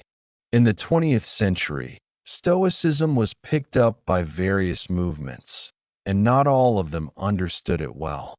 Some self-help gurus presented Stoicism as a way to optimize productivity, to not let emotions slow you down, to maintain focus on your goals regardless of obstacles. This kind of misses the point. Stoicism isn't about productivity. It's about virtue, about living well, not necessarily achieving more. Some military training programs incorporated Stoic ideas, teaching soldiers to control fear, to accept danger, to maintain discipline under stress. Again, there's some validity here. Both Marcus Aurelius and Epictetus were connected to military contexts. But Stoicism also teaches that we're all part of a common humanity, that the wise person seeks peace when possible, that violence should be a last resort. Cherry-picking the bits about discipline and courage while ignoring the bits about compassion and universal brotherhood? That's not Stoicism. That's militarism dressed in philosophical language. The same thing happened to Bushido. The full tradition, with its emphasis on benevolence, on protecting the weak, on education and culture, was reduced to loyalty unto death and never surrender. The complexity was lost. But here's the thing about ideas. They're resilient. Even when misused, even when distorted, the core insights survive. And eventually, someone rediscovers the fuller tradition and brings it back. After World War II, there was a period where Bushido was somewhat discredited in Japan, too associated with militarism, too tainted by its use in propaganda. Many Japanese people wanted to move beyond warrior culture entirely, embrace pacifism and democracy. But the underlying values, the emphasis on discipline, on taking responsibility, on maintaining dignity in difficulty, those didn't disappear. They just went quieter, became less explicitly warrior-coded. And now, in the 21st century, there's been a renewed interest in traditional Japanese culture, including Bushido. But it's being reinterpreted. Younger generations are reading the Hagakure and finding in it not militarism, but guidance on how to live with integrity, how to take responsibility, how to face challenges with courage. The same renewal happened with Stoicism. In the late 20th and early 21st centuries, Stoicism experienced a major revival. Academics started taking it seriously again. Therapists recognized the overlap with cognitive behavioral therapy. And ordinary people, looking for practical philosophy that actually helps with daily life, discovered that these 2,000-year-old texts were surprisingly relevant. Let me tell you about some unlikely places these philosophies showed up, because this is where it gets fun. Alcoholics Anonymous, founded in 1935, teaches a program that's essentially Stoic. The Serenity Prayer. Grant me the serenity to accept the things I cannot change, courage to change the things I can, and wisdom to know the difference. That's pure Epictetus. The focus on what you can control, the acceptance of what you can't, the daily practice of self-examination. These are Stoic techniques, though the founders didn't explicitly frame them that way. 12-step programs have helped millions of people recover from addiction.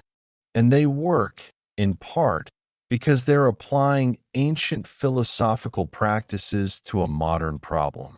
Or consider cognitive behavioral therapy, which we've mentioned before. Aaron Beck and Albert Ellis developed CBT in the 1950s and 60s by observing what helped people change destructive thought patterns. And they ended up recreating Stoic philosophy without knowing it. The Stoic practice of examining your judgments, noticing that events themselves aren't what upset you, but rather your interpretation of events. This is the foundation of CBT. The Stoic technique of questioning automatic thoughts, of looking for evidence, of considering alternative interpretations. These are CBT techniques. Modern psychology rediscovered what the Stoics knew. And CBT is now one of the most effective treatments we have for anxiety and depression. Stoicism, repackaged as therapy, helping people 2,000 years after Marcus Aurelius wrote his private notes to himself. Or look at the business world. There's a whole genre now of books applying Stoic philosophy to entrepreneurship and leadership. People reading Marcus Aurelius for management tips, discussing Seneca in boardrooms. Is this appropriate? Maybe. Leaders do face challenges, decisions under uncertainty, the need to maintain composure when things go wrong. Stoic practices can help with all of that.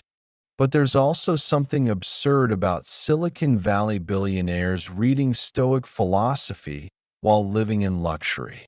Marcus Aurelius was emperor, yes, but he also spent years on military campaigns, sleeping in tents, dealing with plague. His stoicism was tested by real hardship. When someone who's never really suffered reads the meditations from their comfortable office, are they really understanding it? Or are they just picking up a few quotes to make themselves sound philosophical? It's the Seneca problem all over again. Wealthy people reading philosophy about detachment from wealth. Comfortable people studying acceptance of discomfort they'll never truly experience. But maybe that's okay. Maybe imperfect practice is still better than no practice. Maybe wrestling with philosophical ideas, even from a position of privilege, is worthwhile. Maybe you don't have to be a Roman emperor or a Japanese samurai to benefit from their wisdom. Let me tell you about martial arts, because this is where samurai philosophy most directly survived. The sword schools, Kenjutsu, continued even after the samurai class was abolished. They became kendo, a sport and form of character education. Modern Kendo practitioners don't just learn sword technique.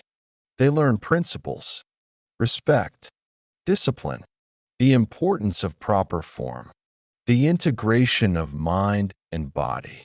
They bow before and after practice. They maintain their equipment carefully. They study not just as athletes, but as students of a way of life. This is Bushido continued, adapted to modern times. No one's actually fighting duels. No one's killing anyone. But the principles remain. The practice of cultivating character through martial discipline. The same happened with other Japanese martial arts.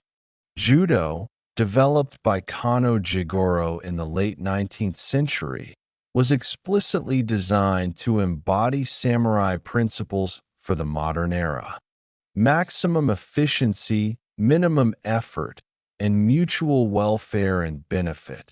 These are Bushido values translated into a sport that anyone can practice. Aikido, developed by Morihei Ueshiba in the mid-20th century, took this even further. Aikido emphasizes harmony, blending with your opponent's energy rather than opposing it, protecting even your attacker from harm. It's martial philosophy that's almost pacifist, warrior discipline in service of peace. These arts spread globally. People all over the world now practice Japanese martial arts and, through them, absorb elements of Bushido philosophy. They learn about respect and discipline and facing difficulty with calm. They may not know they're practicing samurai values, but they are. Meanwhile, Stoic practices found their way into unexpected places. The military, as mentioned, but also sports psychology. Athletes working with mental coaches to control their pre-competition anxiety, to stay focused under pressure, to not let past failures or future worries affect present performance. This is Stoicism applied to sports. Prison programs teaching inmates how to maintain dignity and purpose even in confinement. How to control what they can control when so much is outside their control. This is Epictetus, the former slave, helping people in circumstances he would have understood intimately.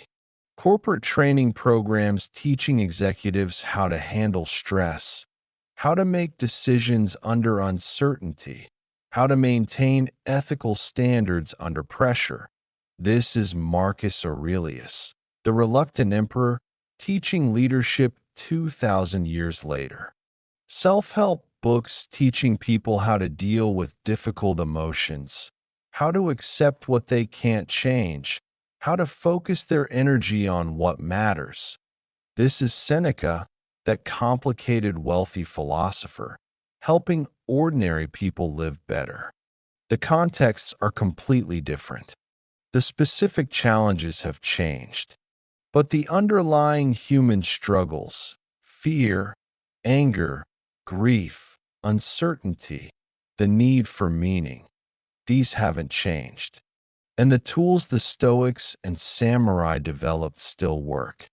Let me tell you about something beautiful that happened in the late 20th century. Philosophy started becoming practical again. For much of the 19th and 20th centuries, academic philosophy had become abstract, technical, disconnected from how people actually live. But starting in the 1980s, there was a movement toward practical philosophy. Philosophy as a way of life, not just a set of theories to debate. And the Stoics were at the center of this movement. Pierre Hadot, a French philosopher and historian, wrote a book called Philosophy as a Way of Life that rediscovered the ancient understanding of philosophy as a set of practices, exercises, ways of living, not just theories. He showed that for the Stoics, philosophy wasn't academic. It was existential, a daily practice that shaped who you became. This was revolutionary in academic philosophy. It suggested that maybe philosophy should be judged not by how clever the arguments are, but by whether it helps people live better, whether it works. Around the same time, philosophers started programs called philosophical counseling, offering philosophy as an alternative or complement to therapy, helping people work through life challenges using philosophical frameworks rather than just psychological ones. And what philosophy did they draw on most? Stoicism, because it's practical. It gives you things you can actually do. It addresses real problems people face. Here's something that might surprise you. Both Stoicism and Bushido have influenced modern minimalism. That movement toward living with less, decluttering, focusing on what truly matters. The Stoic practice of voluntary poverty, regularly experiencing simplicity to maintain perspective. This is what minimalists are doing. The samurai aesthetic of finding beauty in simplicity, in empty space, in the essential. This influences modern design and lifestyle choices. Marie Kondo's method of keeping only what sparks joy. This has Zen Buddhist and Bushido influences. The idea that your possessions should have meaning. That simplicity brings clarity. That less can be more. People all over the world are decluttering their homes, simplifying their lives, trying to focus on what matters. And they're often doing it based on principles that come, ultimately, from warrior philosophies developed centuries ago. The samurai emphasis on maintaining your tools carefully, on having what you need but nothing excessive, on finding beauty in function. This resonates with people overwhelmed by consumer culture, drowning in possessions they don't need or even want. The Stoic emphasis on distinguishing what you control from what you don't, on not being attached to external things because they can always be taken away, on finding contentment in virtue rather than in accumulation. This helps people step off the hedonic treadmill, stop chasing acquisition, find satisfaction in being rather than having. Let me tell you about a more troubling legacy, though. Because we should be honest, warrior philosophies can be dangerous. They can be used to justify violence, to manufacture obedience, to suppress dissent. The emphasis on duty can become blind obedience. The acceptance of fate can become passive resignation. The focus on discipline can become rigid authoritarianism. The contempt for weakness can become cruelty. We saw this with Bushido's use in World War II. But we also see it in how modern militaries sometimes invoke Stoic principles. There's a difference between teaching soldiers to maintain composure under stress and teaching them to suppress all emotions, to not question orders, to treat compassion as weakness. True Stoicism emphasizes justice as a cardinal virtue. It teaches that we're all part of a common humanity, that the wise person seeks peace, that violence should be defensive and proportionate. Strip away these elements, and you're left with something that looks like Stoicism but isn't. A philosophy of toughness without wisdom, discipline without compassion. The same with Bushido. The full tradition included benevolence and education and cultural refinement. It emphasized protecting the weak, not just serving the strong, but reduce it to loyalty and courage and acceptance of death. And you have a tool for manufacturing soldiers willing to die without question. This is the danger of any powerful philosophy. It can be simplified, distorted, weaponized, used for purposes its original teachers would have opposed. So what's the answer? Reject these philosophies entirely because they can be misused? That seems extreme. Almost anything can be misused. The answer is probably to engage with these traditions critically, to learn from them while recognizing their limitations and their potential for abuse, to take the practices that help while rejecting the parts that harm. You can practice Stoic techniques for managing anxiety without embracing Stoic attitudes towards slavery. You can learn from samurai discipline without glorifying feudalism. You can appreciate warrior virtues like courage and integrity without militarism. This is what modern practitioners of these philosophies are trying to do, to preserve what's valuable while updating what isn't, to honor the traditions while adapting them to contemporary contexts and values. It's not perfect.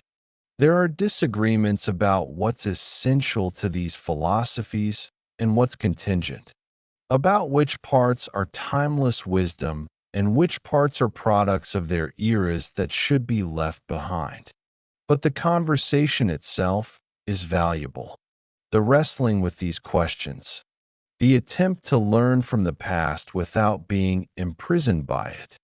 Let me tell you about something hopeful.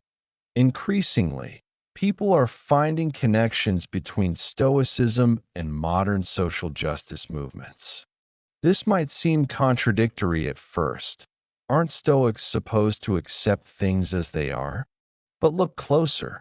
The Stoics taught cosmopolitanism, that we're all citizens of the world, all equal in our rational nature.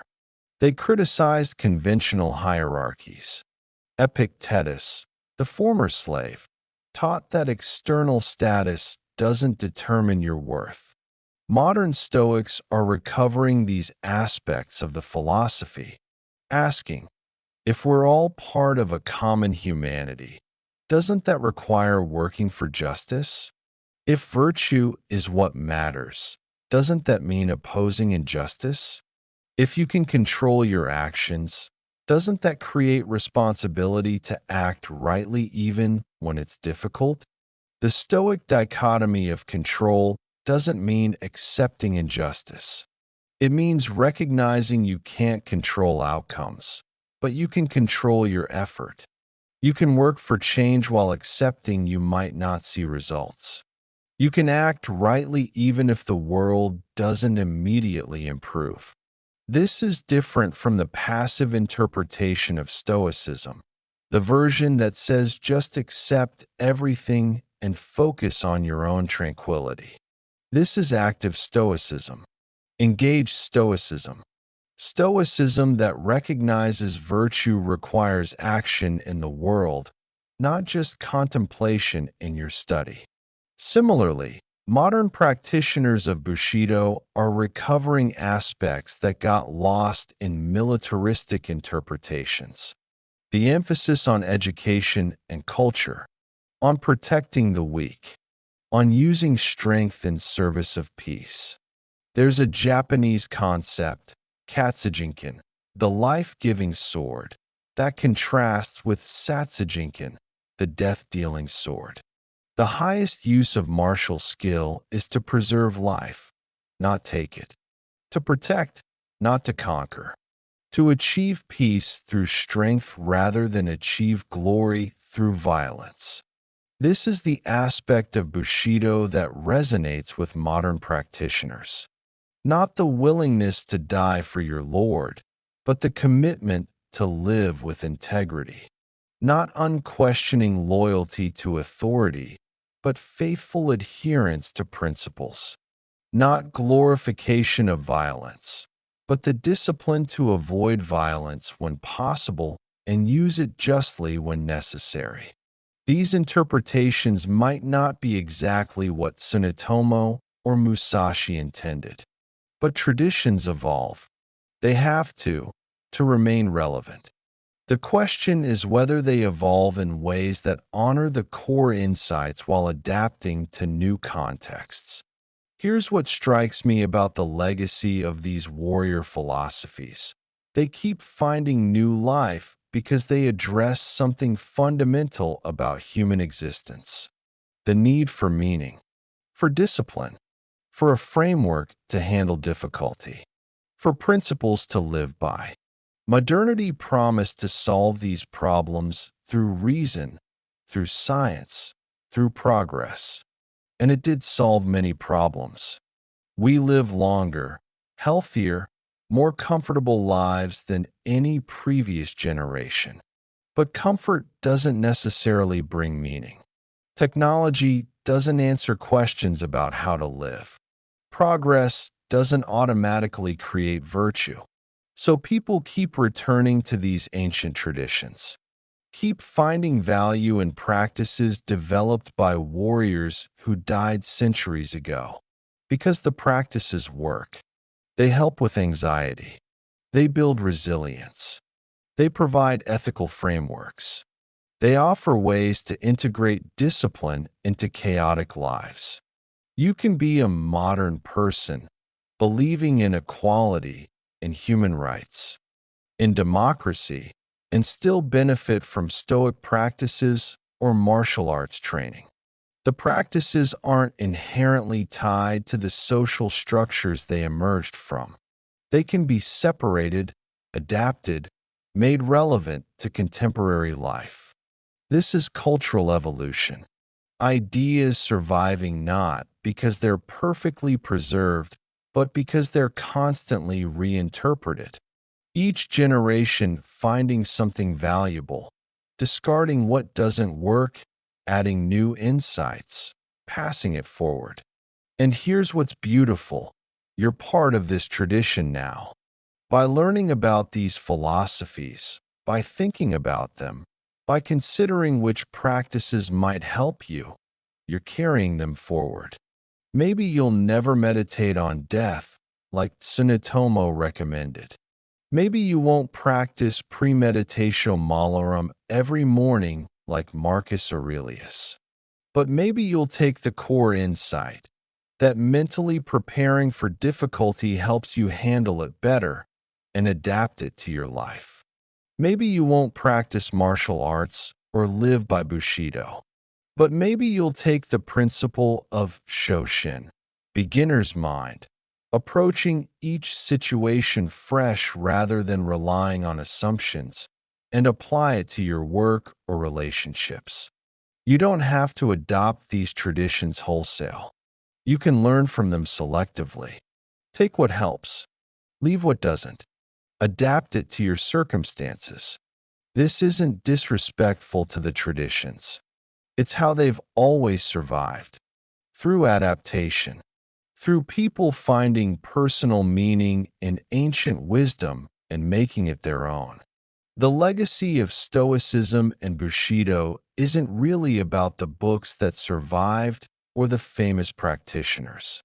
It's about the practices that help, the insights that remain true, the tools that still work for dealing with fundamental human challenges. Marcus Aurelius and Yamamoto Tsunetomo are long dead. The Roman Empire fell. The samurai class was abolished. The specific contexts that generated these philosophies are gone. But the philosophies remain, living, evolving, helping people. Because anxiety hasn't changed. Fear hasn't changed. Grief, anger, uncertainty, these are constants of human experience. And the tools these warriors developed for dealing with these challenges, they still work. Not perfectly, not for everyone, not for every situation, but well enough, often enough, to keep being rediscovered, to keep being passed forward, to keep helping people live better, suffer less, find meaning in difficulty.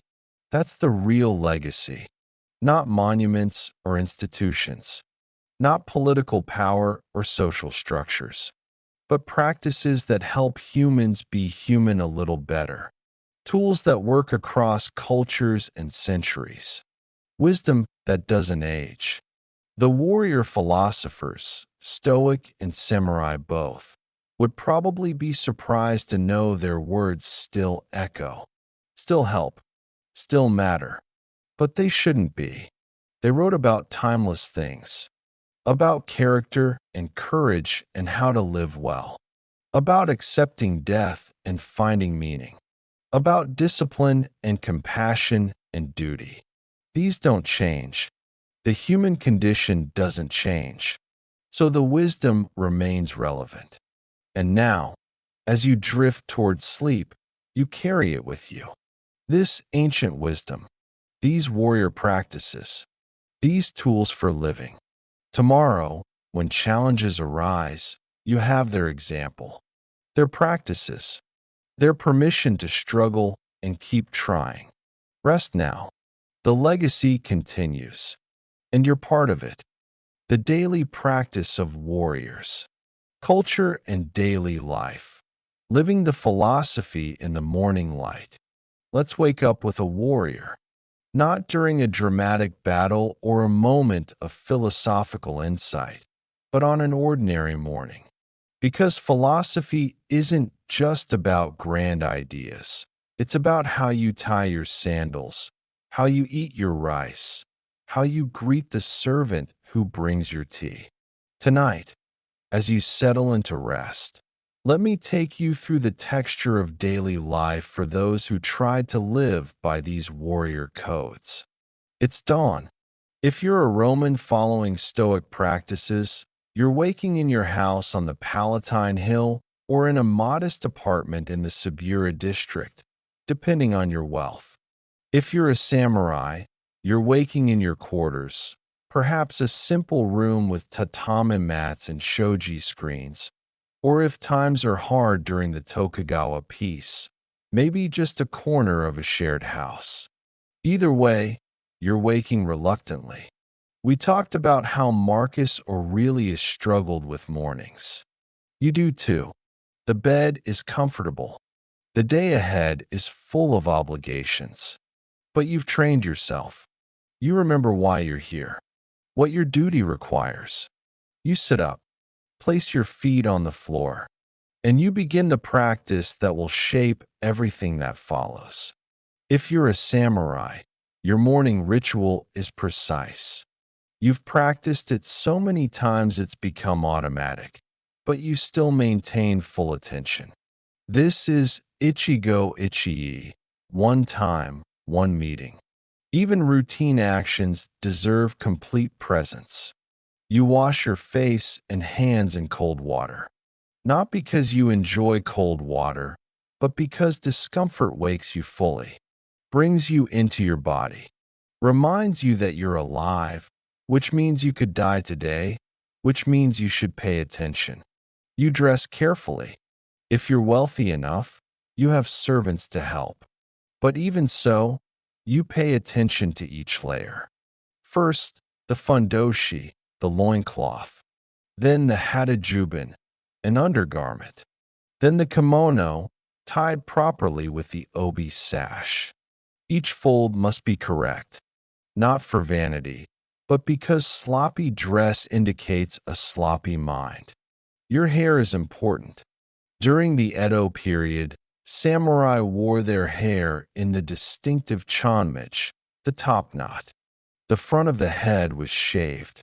The remaining hair was oiled and folded forward, then tied into a knot that stood up from the crown. This took time and skill. Some samurai did it themselves. Others had servants or family members help. The top knot wasn't just fashion. It identified you, marked your status, and it had practical origins. It made wearing a helmet more comfortable. Even though most Edo period samurai never wore helmets in combat, they maintained the style, tradition, identity, a visible commitment to warrior status even in peacetime. Now, if you're a Roman Stoic, your morning routine is different but equally deliberate. You rise from your bed. If you're wealthy, it's an actual bed frame with a mattress. If you're not, it's a mat on the floor. Romans of all classes slept in their undertunic, so you're already partially dressed. You visit the latrine. If you have a private one, you're lucky. Most Romans use public facilities or chamber pots. Roman sanitation was advanced for its time, but still very public. The fancy public toilets had multiple seats in a row, no partitions. You did your business while chatting with your neighbors. Privacy and elimination wasn't really a Roman concept. You wash. If you're wealthy, slaves bring you water. You might have a small private bath in your house. If not, you'll visit the public baths later. Romans were particular about cleanliness, though their standards differed from ours. Full bathing happened at the baths in the afternoon. Morning washing was just face, hands, maybe feet. You dress. A tunic, probably wool, dyed if you can afford it. The color matters. Purple was restricted to the very wealthy and powerful. Most people wore natural colors, browns and grays. If you have official duties today, you'll need your toga later. But for now, just the tunic. The toga comes when you need to be formally Roman. Your hair is simpler than a samurai's. Roman men of the imperial period generally wore their hair short and were clean-shaven or had modest beards. Grooming was important, but less elaborate than in Japan. Some Romans, especially later in the empire, wore wigs. Baldness was common and somewhat embarrassing. Now comes the practice we've discussed, the morning meditation, the preparation of the mind for the day ahead. If you're following Tsunetomo's advice from the Hagakure, you sit in seiza, kneeling with your legs folded beneath you. Your back is straight. Your hands rest on your thighs. Your eyes are half closed, gaze lowered but not shut. And you imagine death. Not abstractly. Specifically, you picture yourself cut down in the street, killed by bandits, struck by illness, dying in a fire, your body cold and still, your spirit departed, your funeral, your family grieving. This takes perhaps 15 minutes, maybe longer if you have time. It's not pleasant. It's not meant to be. But when you finish, something has shifted. The day's trivialities seem less important. Your anxieties about what others think have diminished. You feel clear, awake, ready. If you're a Roman Stoic, your practice is similar but with different content. You sit. Romans didn't typically sit on the floor like Japanese, so you're probably on a chair or bench. And you practice premeditatio malorum, that premeditation of evils we've talked about. You imagine everything that could go wrong today. That client might insult you. The Senate meeting might be contentious.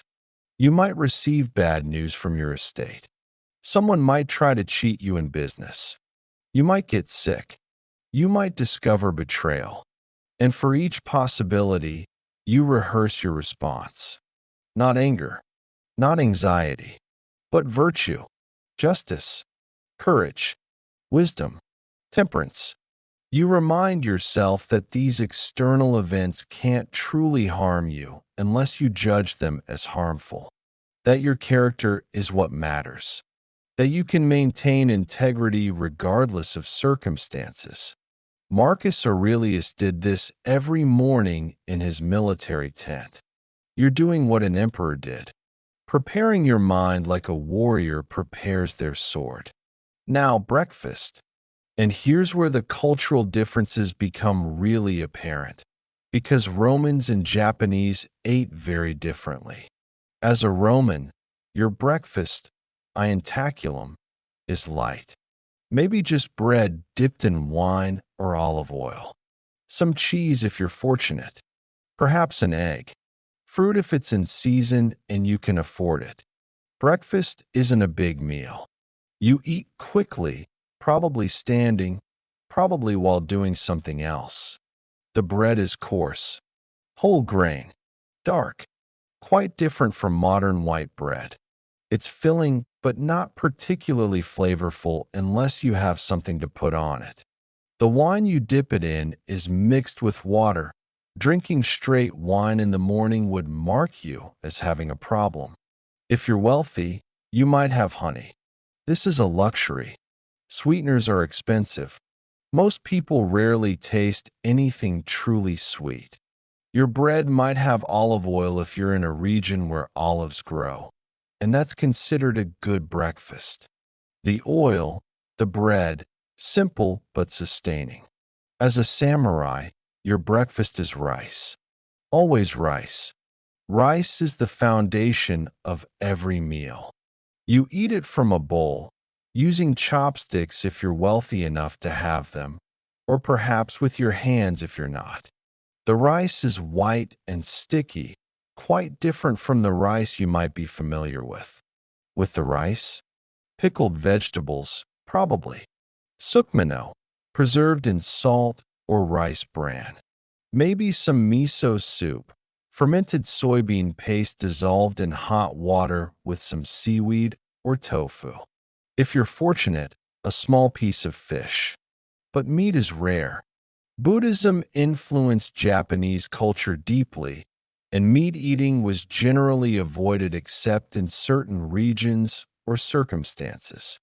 The meal is simple, elegant in its simplicity. Each element is carefully prepared, carefully presented. Even breakfast, even this humble morning meal, has an aesthetic component. The bowl matters. The arrangement matters. This is Ichigo Ichi. Again, even this ordinary breakfast is a unique moment worthy of attention. After breakfast, the day's work begins. And here's where we see how these warrior philosophies function in actual daily life, in the tedious accumulation of hours that makes up most of existence. If you're a Roman of some means, you have duties. Clients to receive if you're a patron. Business to conduct if you're a merchant. Legal matters if you're involved in politics. The morning is for work. Romans divide the day by the sun, morning for business, afternoon for leisure. You might spend the morning at the forum. This is the heart of Roman public life. It's crowded, noisy, full of people conducting business, arguing cases, making deals. There are temples, government buildings, shops, money changers, lawyers, crowds of people seeking favors or justice or opportunity. How do you apply Stoic philosophy here? By maintaining composure when a deal falls through, by treating everyone with respect, even those below your social station, by remembering that reputation and wealth are preferred indifference, nice to have, but not essential to virtue. By focusing on acting justly rather than on outcomes you can't fully control. It's not dramatic. It's not the philosopher in meditation. It's just you, trying to be patient with a difficult business partner, trying not to lose your temper when someone is unreasonable, trying to be honest even when deception would be profitable. This is Stoicism in practice. Small moments, constant application. Meanwhile, if you're a samurai during the Tokugawa peace, your day is probably administrative. You're not fighting. You're governing, managing, overseeing. Maybe you're responsible for some aspect of domain administration, collecting taxes from farmers, settling disputes, maintaining infrastructure. It's bureaucratic work, paperwork, records, meetings with other officials. Not glorious, not what you trained for, but it's your duty. How do you apply Bushido principles to tax collection? By being fair, by not exploiting your power, by remembering that the farmers you're taxing are human beings with families, not just resources to extract from. By taking responsibility for your decisions and their consequences. Some samurai struggled with this. They'd trained for combat, studied martial arts, developed warrior skills, and then spent their careers doing paperwork. It required a different kind of discipline. Not the dramatic courage of battle, but the quiet courage of doing tedious necessary work with integrity.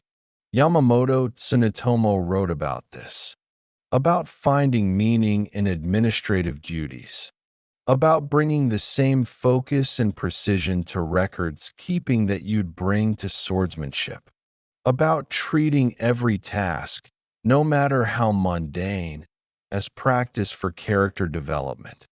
The sword hanging at your side is mostly symbolic now. You wear it because you're samurai, because it identifies you, but you'll probably never draw it in anger. Your real work is this: the boring, necessary administration of peacetime society. Let's talk about the midday meal, because food isn't just sustenance, it's culture, and these warrior philosophies had distinct relationships with eating. Romans eat their main meal, cena, in the afternoon. If you're wealthy, it's elaborate, multiple courses. You recline on couches arranged around three sides of a table. Slaves serve the food. There might be entertainment, musicians, dancers, someone reading poetry. The first course might be eggs, vegetables, shellfish. Then the main dishes, several of them. Meat if you can afford it. Pork is most common. Chicken. Sometimes exotic game if you're really showing off. Fish in various preparations.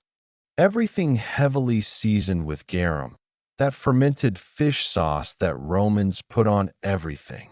Roman food is salty, by the way. Very salty.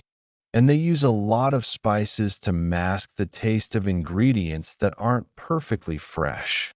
Refrigeration doesn't exist. Preservation means salt, smoke, or fermentation. Then fruit and nuts for dessert. Wine throughout, mixed with water. The ratio of wine to water indicates sophistication. Too strong, and you're a barbarian. Too weak, and you're perhaps overly cautious. How does a Stoic approach this meal? Seneca wrote about it extensively. He'd eat with attention, appreciate the food without craving it, enjoy the company without depending on it for happiness. Remember that all of this, the food, the friends, the pleasant evening, could be taken away tomorrow. He'd also sometimes practice his voluntary poverty right there at the table, eating only bread while others enjoyed delicacies, drinking water while others drank wine. Not to show off, that would defeat the purpose, but to prove to himself that he didn't need luxury. Meanwhile, the samurai approach to food is different. The midday meal is similar to breakfast: rice, pickled vegetables, miso soup. Maybe something additional if you're wealthy, but the basic structure remains. What's different is the attention. Every meal is an opportunity for mindfulness. You notice the texture of the rice, the taste of the pickle, the warmth of the soup. You eat slowly, deliberately. This isn't just refueling. This is practice. There's a Zen saying, when eating, just eat. Not thinking about work, not planning the afternoon, not replaying the morning's frustrations. Just eating, fully present with the act of eating. This is harder than it sounds. Try it sometime. Try eating a meal with full attention, not thinking about anything else. Your mind will wander within seconds. You'll start planning, worrying, remembering, imagining. Bringing your attention back to the actual sensory experience of eating. That's the practice. Some samurai, particularly those involved with tea ceremony, took this to extremes. Every movement had meaning. The way you picked up the bowl, the way you brought it to your lips, the angle at which you tilted it. Nothing was casual. Everything was deliberate. Was this excessive? Maybe, but it was training. Training in attention, in presence, in doing simple things with complete focus. Because if you can maintain perfect attention while eating rice, maybe you can maintain it while facing an opponent. The principle is the same.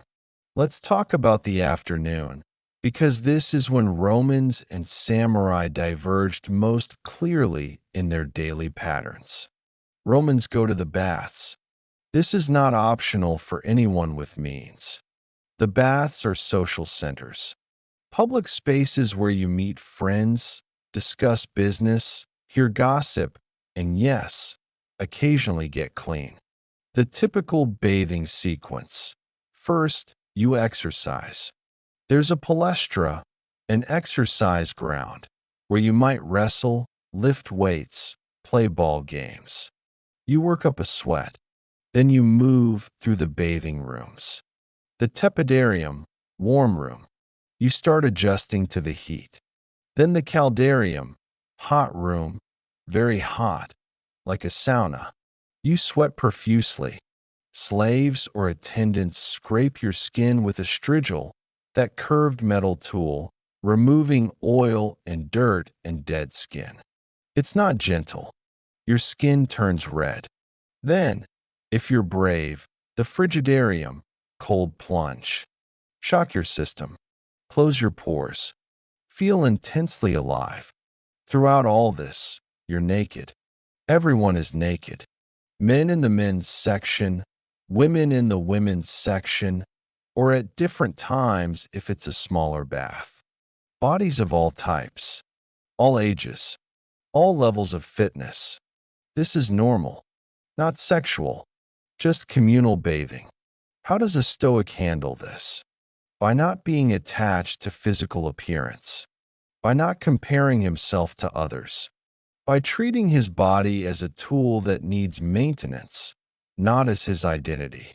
Marcus Aurelius wrote about seeing others at the baths, seeing their naked bodies, and recognizing the common humanity and mortality in everyone. Meanwhile, a samurai's afternoon might be devoted to practice. Martial practice if you're maintaining your skills, or artistic practice, calligraphy, poetry, tea ceremony, flower arrangement. Let's say you're practicing kenjutsu, swordsmanship. You're in the dojo of your sword school. You bow upon entering. You approach your practice seriously. This isn't recreation. This is identity. This is who you are.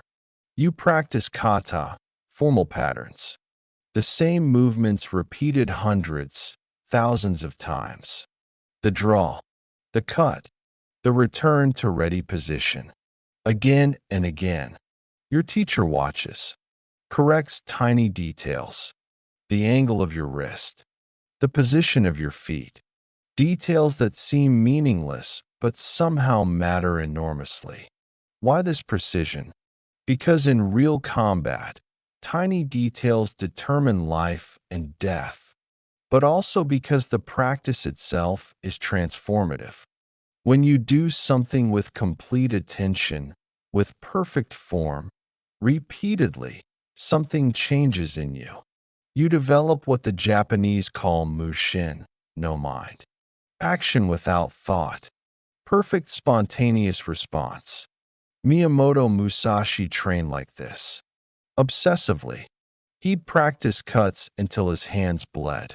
He'd drill footwork until he could barely walk. And through this physical repetition, he developed philosophical understanding. The Book of Five Rings isn't just about sword technique. It's about strategy, psychology, life itself. He learned it through his body.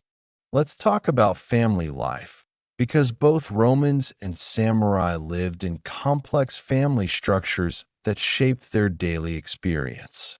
As a Roman, your household, familia, includes not just blood relatives, but slaves, freedmen, clients. If you're the paterfamilias, the male head of household, you have enormous authority, legal power of life and death over your children, though this is rarely exercised by the imperial period. Control over your wife's property, responsibility for everyone under your roof. This creates interesting tensions with Stoic philosophy. The Stoics taught universal human equality in terms of rational capacity. They said slavery was merely conventional, not natural, that all humans share in the divine logos. But then you go home and own slaves. Give them orders. Depend on their labor. How do you reconcile this? Most Stoics didn't fully reconcile it. They treated their slaves better than other Romans might. Seneca wrote about this, about treating slaves with respect, remembering they're human. But they still owned them, still benefited from the system. This is one of those uncomfortable truths about ancient philosophy. Even the wise people of their time had profound blind spots. They could see some injustices, but not others. They were limited by their culture. Your wife occupies a complex position, legally subordinate to you. In practice, depending on her personality and your relationship, she might have considerable influence. She manages the household, raises the children, represents the family in the community. Upper-class Roman women in the imperial period had more freedom than their republican ancestors, but were still constrained by gender expectations. Meanwhile, samurai family structure is equally complex. You're bound by duty to your lord, but also by obligation to your parents, ancestors, and descendants. Family honor matters enormously. Your actions reflect on everyone related to you. Your wife, if you have one, is also in a complex position. She's subordinate legally and socially, but she runs the household, manages finances, raises the children. In your absence, which might be frequent if you're required to attend your lord elsewhere, she makes all practical decisions. Samurai women received education, not in martial arts usually, though some did, but in literacy, mathematics, household management. They were expected to embody virtues, loyalty, endurance, self-sacrifice, parallel to but distinct from male bushido. And here's something interesting. Samurai women were sometimes taught to use a weapon called the naginata, a polearm, for self-defense. Protecting the household while their husbands were away was their duty. Some women became quite skilled. There are accounts of samurai women fighting to defend their homes during conflicts. But generally, your wife's bushido is about managing the household with honor, teaching your children, maintaining family reputation, supporting your duty even when it requires sacrifice, even when it requires your long absence or your death. Children in both cultures are raised with clear expectations. As a Roman father, you want your sons to be brave, honorable, educated. Your daughters to be modest, skilled in household arts, marriageable. You might be affectionate. Roman parents clearly love their children. The letters and epitaphs show this. But you're also stern. Discipline is important. As a samurai father, you want your sons to inherit your position, your skills, your values. You begin training them young, not just in martial arts, but in literacy, in proper behavior, in understanding their obligations. Failure to properly raise your heir is a serious failing. Let's talk about evening, because this is when the day's public performance ends and something more private emerges. Romans, after the baths and dinner, might have time for leisure. Reading if you're literate and wealthy enough to own books. Conversation with family or friends. Perhaps entertainment, theater if something's showing. Or just sitting in your garden if you have one, enjoying the cooling evening air. For a Stoic, evening is time for the practice we've mentioned, self-examination. You review your day. What did you do well? Where did you fail? When did you lose your temper? When were you patient? When did you act justly? Seneca described this in detail. He'd lie in bed and interrogate himself like a judge examining a case. Not to berate himself, that's not the point, but to learn, to notice patterns, to gradually improve. This takes honesty, real honesty. It's easy to make excuses for yourself, to rationalize your failures, to focus on your successes and gloss over your shortcomings. The practice requires looking clearly at your own behavior without the protective shields of ego. Marcus Aurelius did this every night. You can see it in the meditations, the constant self-reminders, the identification of patterns, the effort to improve. He was aware of his flaws, his impatience, his tendency to judge, his struggles with anger, and he kept working on them, day after day, year after year.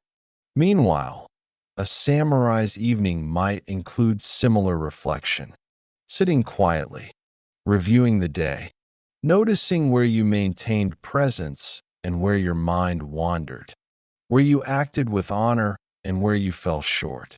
Some samurai kept journals, not extensive diaries usually, but brief records, observations, insights from practice, things learned. This wasn't self-indulgence. It was part of the practice, making implicit knowledge explicit, crystallizing experience into understanding. Evening is also time for maintaining your equipment. Your swords must be cared for. Oil the blade. Check for rust. Keep the edge sharp. This isn't just practical. It's meditative. It's a relationship with your tools. The sword is an extension of yourself. Caring for it is caring for your capacity to fulfill your duty. You might also practice calligraphy in the evening, sitting at your writing desk, grinding ink, loading the brush, creating characters. Each stroke requires complete attention. Hesitation shows. Anxiety shows. The quality of your mind is visible in the quality of your brushwork. This is another form of practice, another way to train attention, to develop steadiness, to integrate mind and body. Calligraphy and swordsmanship use the same principles: centering, breath control, decisive action, follow through. Practice one, and you're practicing both. Let's talk about something both cultures valued: friendship. Because while duty and discipline were emphasized, both Romans and samurai recognized that humans need connection. The Stoics wrote extensively about friendship. Seneca's letters to Lucilius are a masterclass in philosophical friendship, supporting, encouraging, challenging, being honest. True friendship, the Stoics taught, is based on shared virtue. Your friends not because of mutual benefit, but because you both value the same things. You help each other become better people. This is different from networking or using people. It's relationship as mutual flourishing.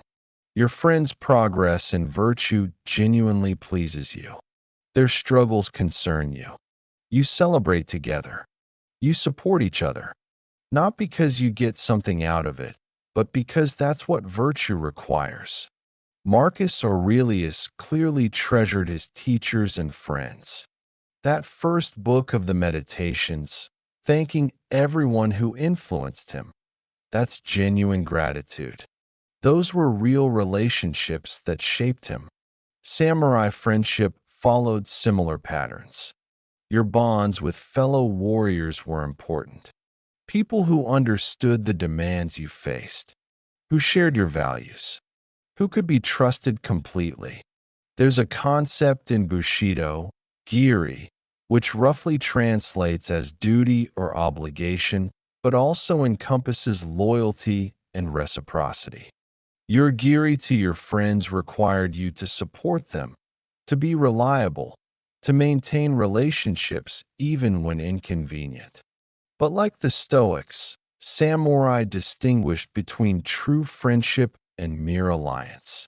True friendship was based on character, on shared values. Alliances might be strategic. Friendship was existential. Now let's talk about something inevitable: how these warriors faced death when it actually came. Because all the practice, all the meditation, all the preparation, eventually it gets tested. Romans buried or cremated their dead outside the city walls. Cremation was more common in the early empire, burial later. Either way, the body left the city. There were laws about this. The dead belonged outside the walls, along the roads leading in and out of Rome, where tombs lined the way. Funerals were public events, opportunities to display family status and virtue. The body would be carried in procession. Mourners would follow. If the deceased was important, there might be speeches lauding their life, their achievements, their character. For a Stoic, the question was, how do you face your own death? With composure, with acceptance, remembering that death is natural, that you've lived virtuously, so you have nothing to regret, that your body is just a body. When it fails, you return to the elements you came from. Seneca's death, forced to commit suicide by Nero's order, was apparently calm. Stoic. He opened his veins while dictating final thoughts. Whether this report is accurate or stylized for Stoic propaganda, we can't know. But the ideal was clear: face death without fear, without drama, as a natural conclusion to life. Samurai death was more ritualized. Seppuku, ritual suicide by disembowelment, was considered an honorable death. It allowed you to die on your own terms rather than at an enemy's hand. It demonstrated ultimate self-control, that even in death, even in agony, you maintained composure. The ritual had specific forms. You'd wear white, sit in seiza, write a death poem, your final words. Take the short blade, cut across your abdomen. A kaishikunin, a second, would then behead you with a sword, ending your suffering. This sounds horrible to modern sensibilities. And it was horrible, but within the cultural context, it made sense. Death was certain.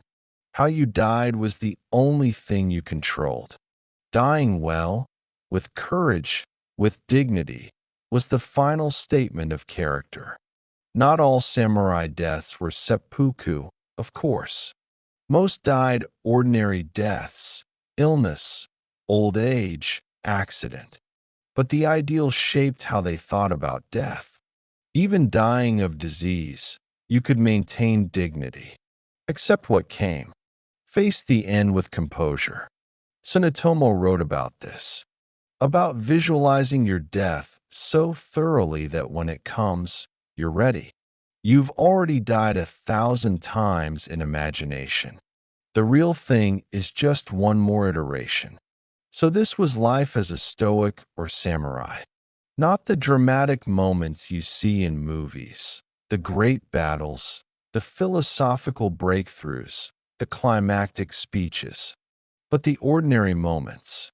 Waking up, getting dressed, eating meals, doing work you'd rather not do, maintaining relationships, practicing skills, reviewing your day, going to sleep. The philosophy wasn't something separate from life.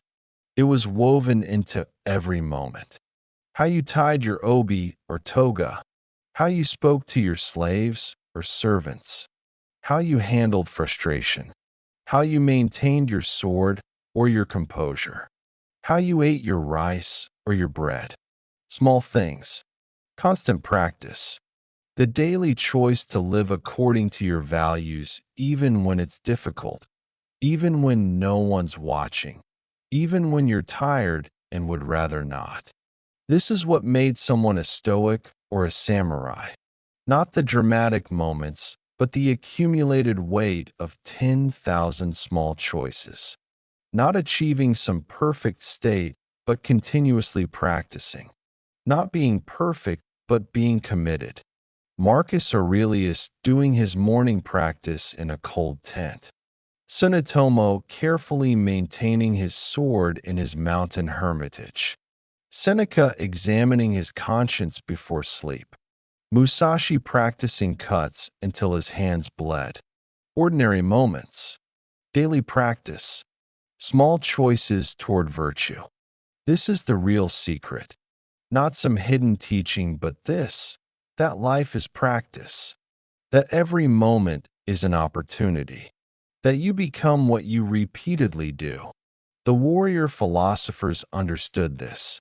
They didn't just write about virtue. They practiced it daily in countless small ways, with varying degrees of success. They struggled. They failed. They tried again. And so can you. Tomorrow morning, when you wake up reluctantly, you can remember them. You can practice their practices. You can make the small choices that accumulate into character. You're part of this tradition now. Part of this long line of people trying to live well, trying to maintain integrity in ordinary moments, trying to be decent humans in indecent times. The Roman and the Japanese would recognize you as kin, someone facing the same challenges they faced, someone practicing the same arts, someone trying, and trying is enough. The practice never ends.